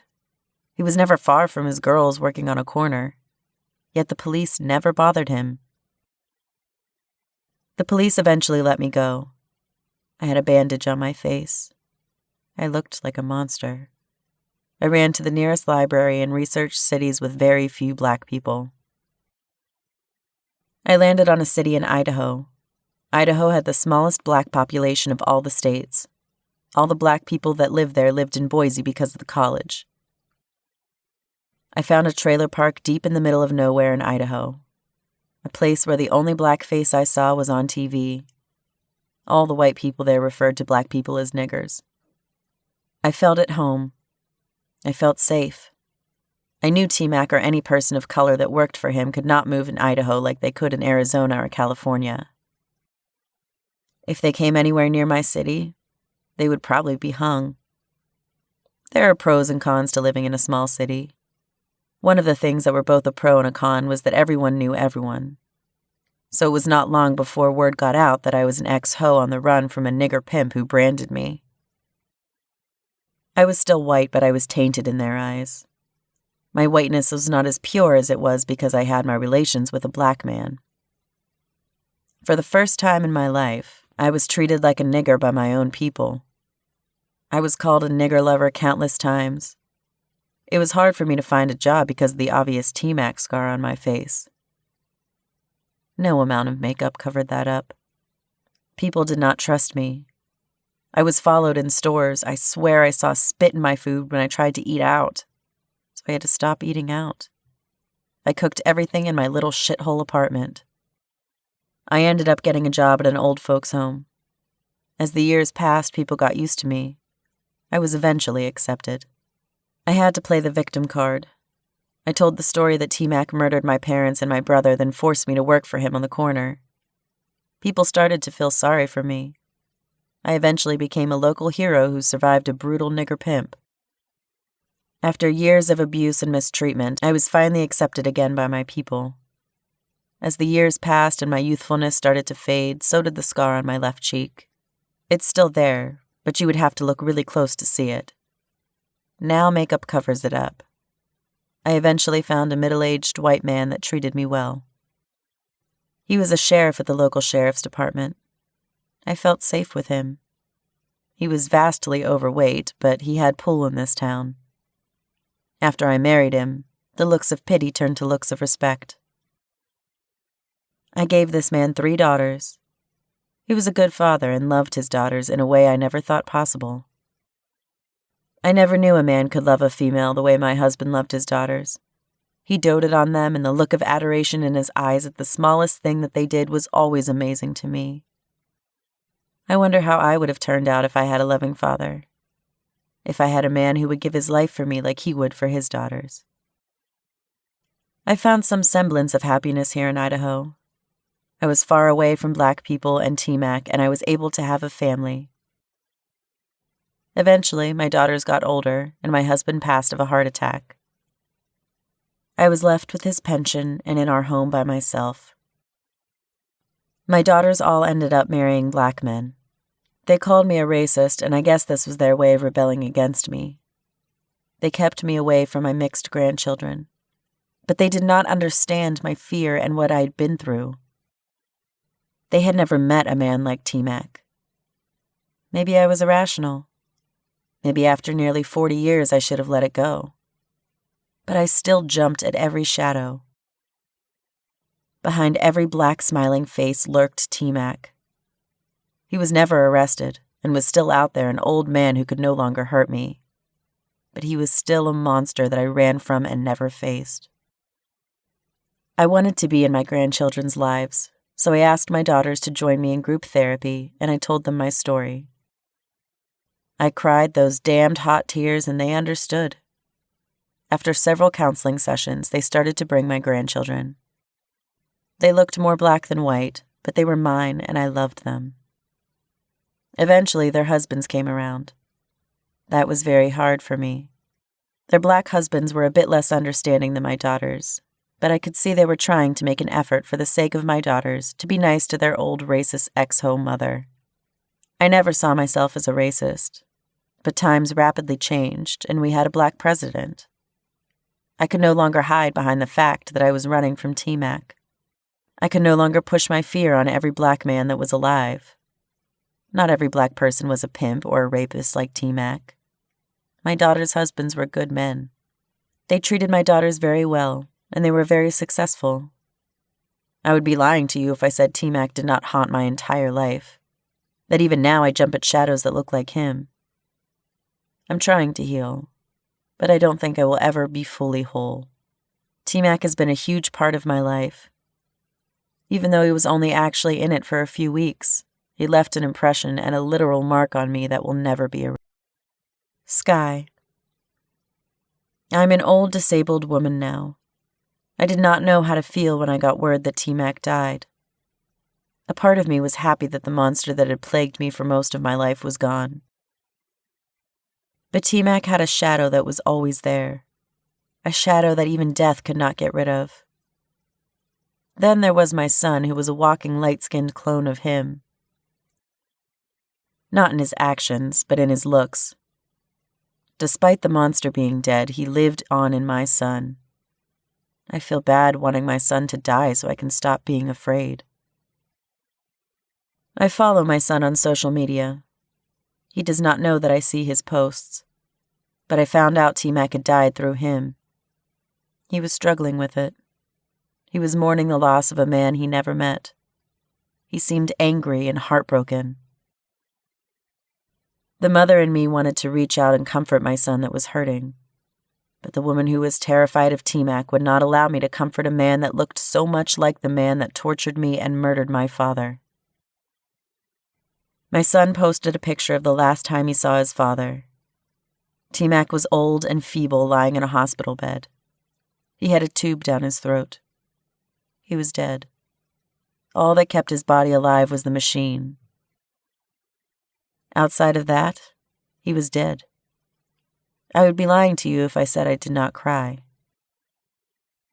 I wept for this monster's loss.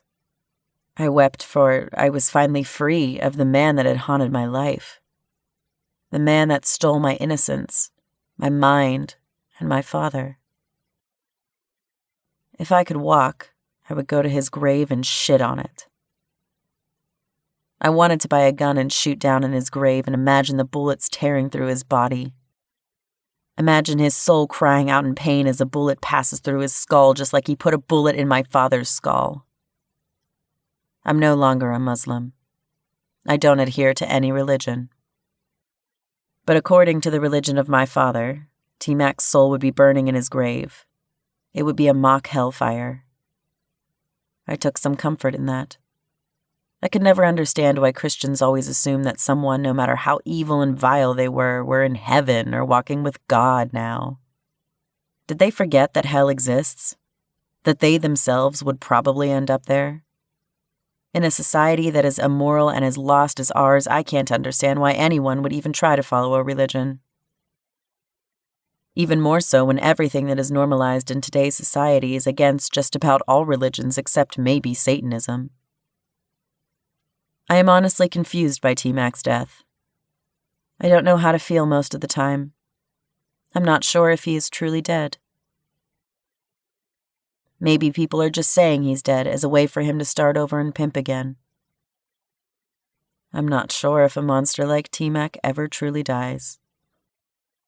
Author's thoughts on Sky. Listening to Sky's story was extremely hard for me. Sky is my mother. I am the son that she never wanted. I was a product of brutal rape. Even though it was extremely emotional to listen to her story, I got some much-needed clarity. I had to set my emotions aside and write her story from her point of view. I could understand why she hated me so much. I was a constant reminder of the worst times of her life. When she saw me, she saw the man that raped her, that drugged her, that murdered her father, that forced her to work a corner. I was the shadow of a monster that she never truly healed from. I don't think she will ever heal. I have not seen Sky in many years, but I have some pictures of her. One of them is her sitting in her wheelchair, staring out of her window at a setting sun. It's one of my favorite pictures of her. I like to imagine that she finds some peace in watching the sunset. What that picture hides are the tears falling from her old, deep black eyes. I often wonder if she still sees her father from time to time. I tried to ask her about it, and she ended the call and didn't talk to me for a week. I imagine she still does. That the only time she truly feels safe or is at peace is lost in her memories with her father. Maybe that is where she goes when she stares out of her window at the setting sun. Maybe she is a little girl again, playing hide and seek with her father. I can never begin to understand the pain my mother endured and still endures. I can never forgive her for the pain she inflicted on me because of the sins of my father. But I can understand her reasoning somewhat. I often wonder if I will feel the same way about my mother's passing as she did about my father.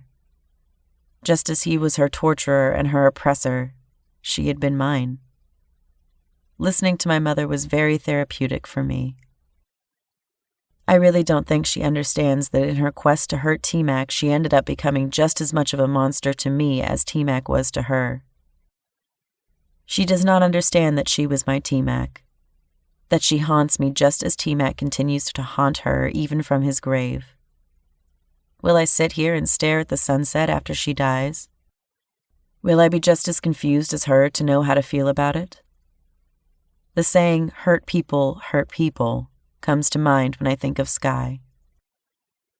In her pain and quest to get back at the monster who brutalized her, she became the very monster she hated.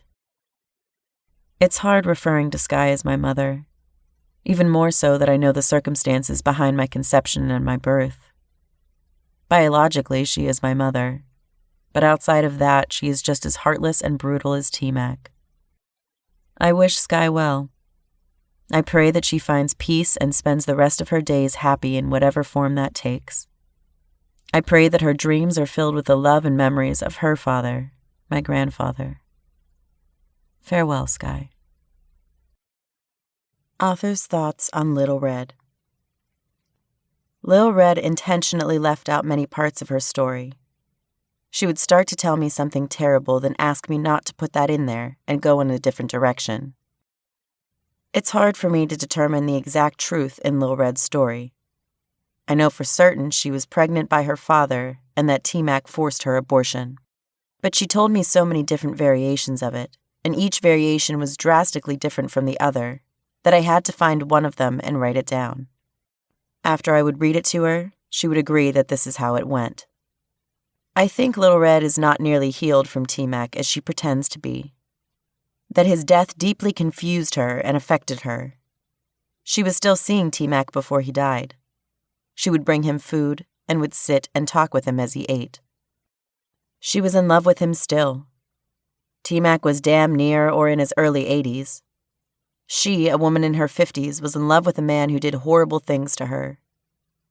I feel that Lil Red needed that attachment to Tmac. He was the only man that made her feel anything. Her father raped her, then killed her mother and grandmother. Tmac, by extension, freed her of the burden of raising a daughter that would have suffered because she would be a constant reminder of her father's rape of her. Then Tmac beat her father within an inch of his life when he tried to brutalize her again. Tmac was her shiny death knight, whose evil was stronger than the evil of her father. She felt she owed Tmac for dismantling the image of her father being this unstoppable monster in her head. Because I look so much like my father, I find Lil Red reaching out to me often. She is desperate for a connection with me. Since Tmac is gone, she needs something to cling to and make her feel. I am the next best thing to Tmac. This obsession she had with my father and now with me is very troubling.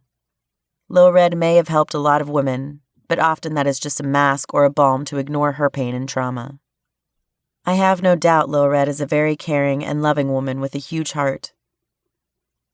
But she has to deal with the trauma that she has swept under the rug.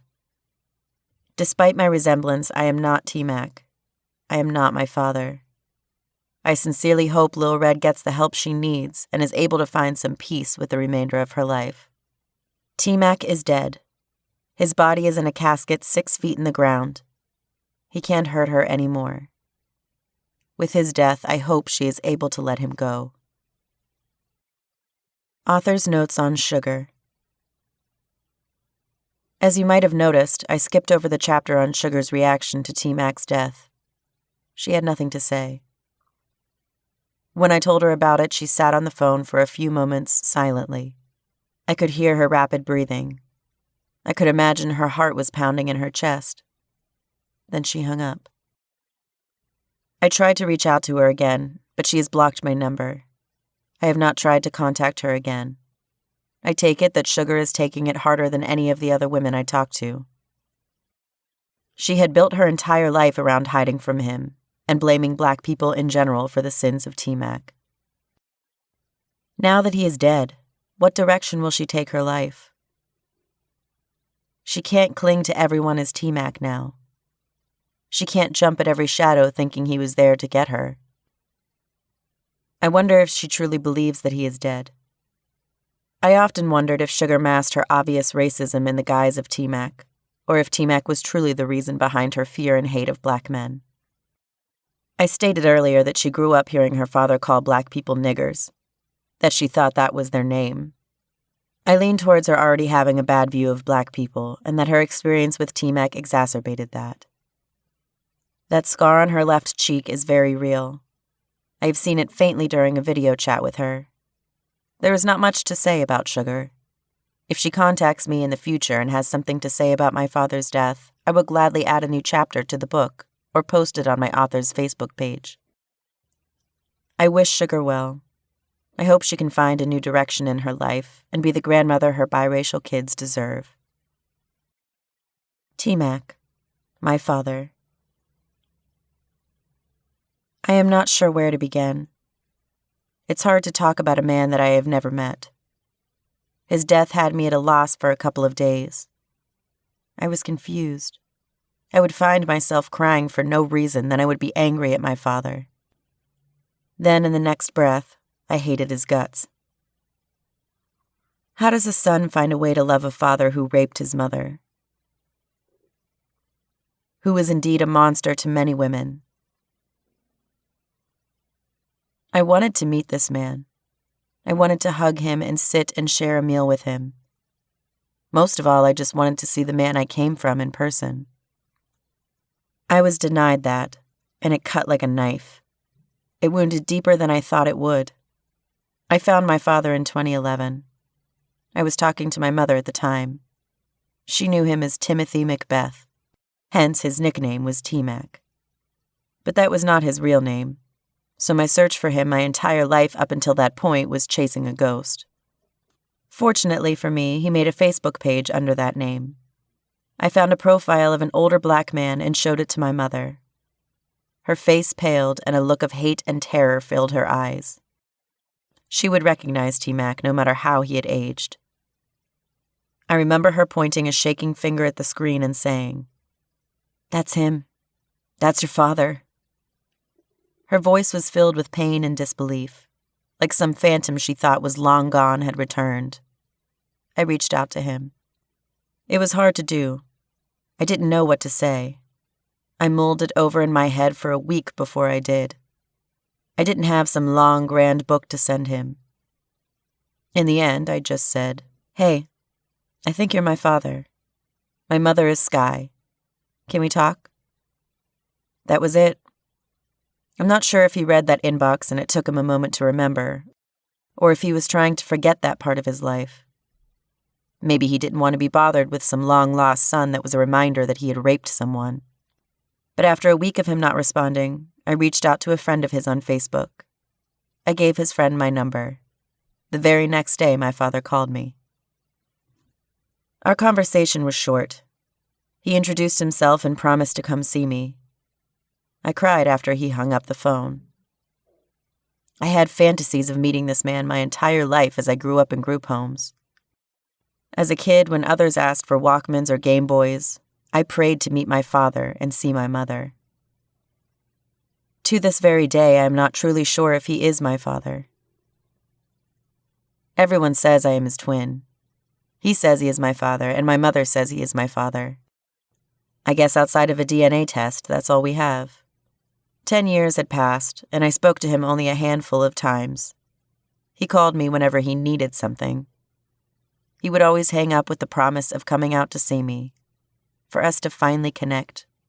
But that day never came, and never would come. The last time I spoke to my father was in October of 2021. I called him to check on him. COVID was rampant, and I wanted to see if he was okay. He had a promise to keep to me. He had to meet me. I wanted to make sure that happened. I think he knew his death was coming. He said something to me during that phone call that I never thought I would hear from him. "Son, I'm so sorry I never met you. I know you like land. My family has some in Mississippi that I want you to have. It's the least I can do for you." His voice sounded weak and full of emotion. I didn't know what to say. I was not expecting an apology from this man, at least not until we met. I hurried him off the phone because I did not want him to hear me cry. I felt he wanted off the phone because of the emotion cracking in his voice. That was my very last conversation with him. I tried to call him a couple of days later and he never answered. I would like to think he did love me despite him not being there. I would also like to think he regretted not being in my life. He knew he was dying and wanted to make it right somehow. But what my father could not have possibly known was that meeting him was priceless to me. I would pass up millions of dollars just for 5 minutes of his time. That's how bad I wanted to connect with him. The only time I got to see him in real time was via FaceTime. One of my half-siblings from his side came to the hospital in Arizona when he was essentially already dead. He was a vegetable on life support. I saw him then. I took a screenshot of him and I hung up the phone to cry. Tmac was dead. My father was dead. Shortly after his death, I saw people post on his page saying how good of a father he was to their kids, and it made me feel some type of way. I was living in the same state as him, most likely the same city for half of my life, and he abandoned me and took care of some random women's kids who he was having sex with. It made me feel like a piece of trash to him. It angered me. I voiced this and tagged his page. One of Tmac's daughters that I met called me and said some vile things to me. She said, "You don't know if he abandoned you. He is dead. Whatever he did or may have done dies with him. He is with God now. You need to take that video down." Then she accused me of disturbing her peace. But if I remember correctly, she called me to berate me for having things to say about a father we share who I never met. I tried to be as understanding as I could. I understood she was hurting. Her father passed, so I hung up the phone in order to not say anything. It stung me that she would say that I don't know if he had abandoned me. I mean, I am 37 years old, and I never met the man. That's pretty clear abandonment. They uninvited me from the funeral. That did not bother me too much. I was not going to go anyway. It would have been really strange for me to attend a funeral for a man I never met with a bunch of supposed family that I don't know. So I informed my siblings on his side that I think it's best if I go back to being the unknown brother and blocked their numbers. I announced that I was writing a book that I started months before he died. The hate inboxes and comments came flooding in, even death threats. I don't think they realized that I had my father's permission to write this book. Even if I didn't, he was my father, and as his son, I have every right to say my piece about him. You don't have to like it or even understand it. But you have to respect my position as his son and my right to say what I need to say about the man I came from. My father gave me the numbers of many of the women he knew of that were still alive. He wanted me to talk to them. Surprisingly enough, most of these women commented mean or horrible things directed at me. One said I was jealous of my father. I really had to scratch my head at that one. The old raggedy hoe saying I'm jealous of an old pimp who died alone in his roach-infested studio apartment. That I was jealous of a pimp, a rapist, a child molester, and a murderer. It was truly baffling to hear that accusation. In the end, my half-sister was right about one thing. Tmac was a complicated man. So much of his story is untold. I have reached out to many people to get some of his background, but none have responded. I made a post on his page asking for it, and again I was met with a stone wall of silence. People live on through their actions and the ones they leave behind. Is Tmac's legacy one of rape, terror, and murder? Or is it so much more complicated than that? But at the end of the day, my father, Tmac, was beloved by many and was a monster to many. But most of all, he is dead. The sins and pains of his life are now left with the living. It is not fair that a monster can die and find some peace in death, but the victims have to still live with the monster he was. Women like Sugar, who were so lost at the news of his death that she could not even speak to me. Or like Lil Red, who is deeply in love with the man who terrorized her. I wonder how many Skies, Lil Reds, and Sugars there are out there. How many victims of Tmac are left dazed and confused by his death? In conclusion, I would like to say that just because Tmac was not a monster to you does not mean he was not one to many others. We should not discount or further hurt his victims because of the voicing of who and what he truly was makes you uncomfortable. Tmac the brutal pimp was my father, and I love him because I came from him, but I also hate and despise the man he was. The life and stories of the women brave enough to be featured in this book will live with me and haunt me forever. This has been Tmac, the Myth, the Monster, the Sex Trafficker. Written by Jessie MacBeth. Narrated by Tessa Markle. Copyright 2022 by Jessie A. MacBeth. Production copyright by Jessie A. MacBeth.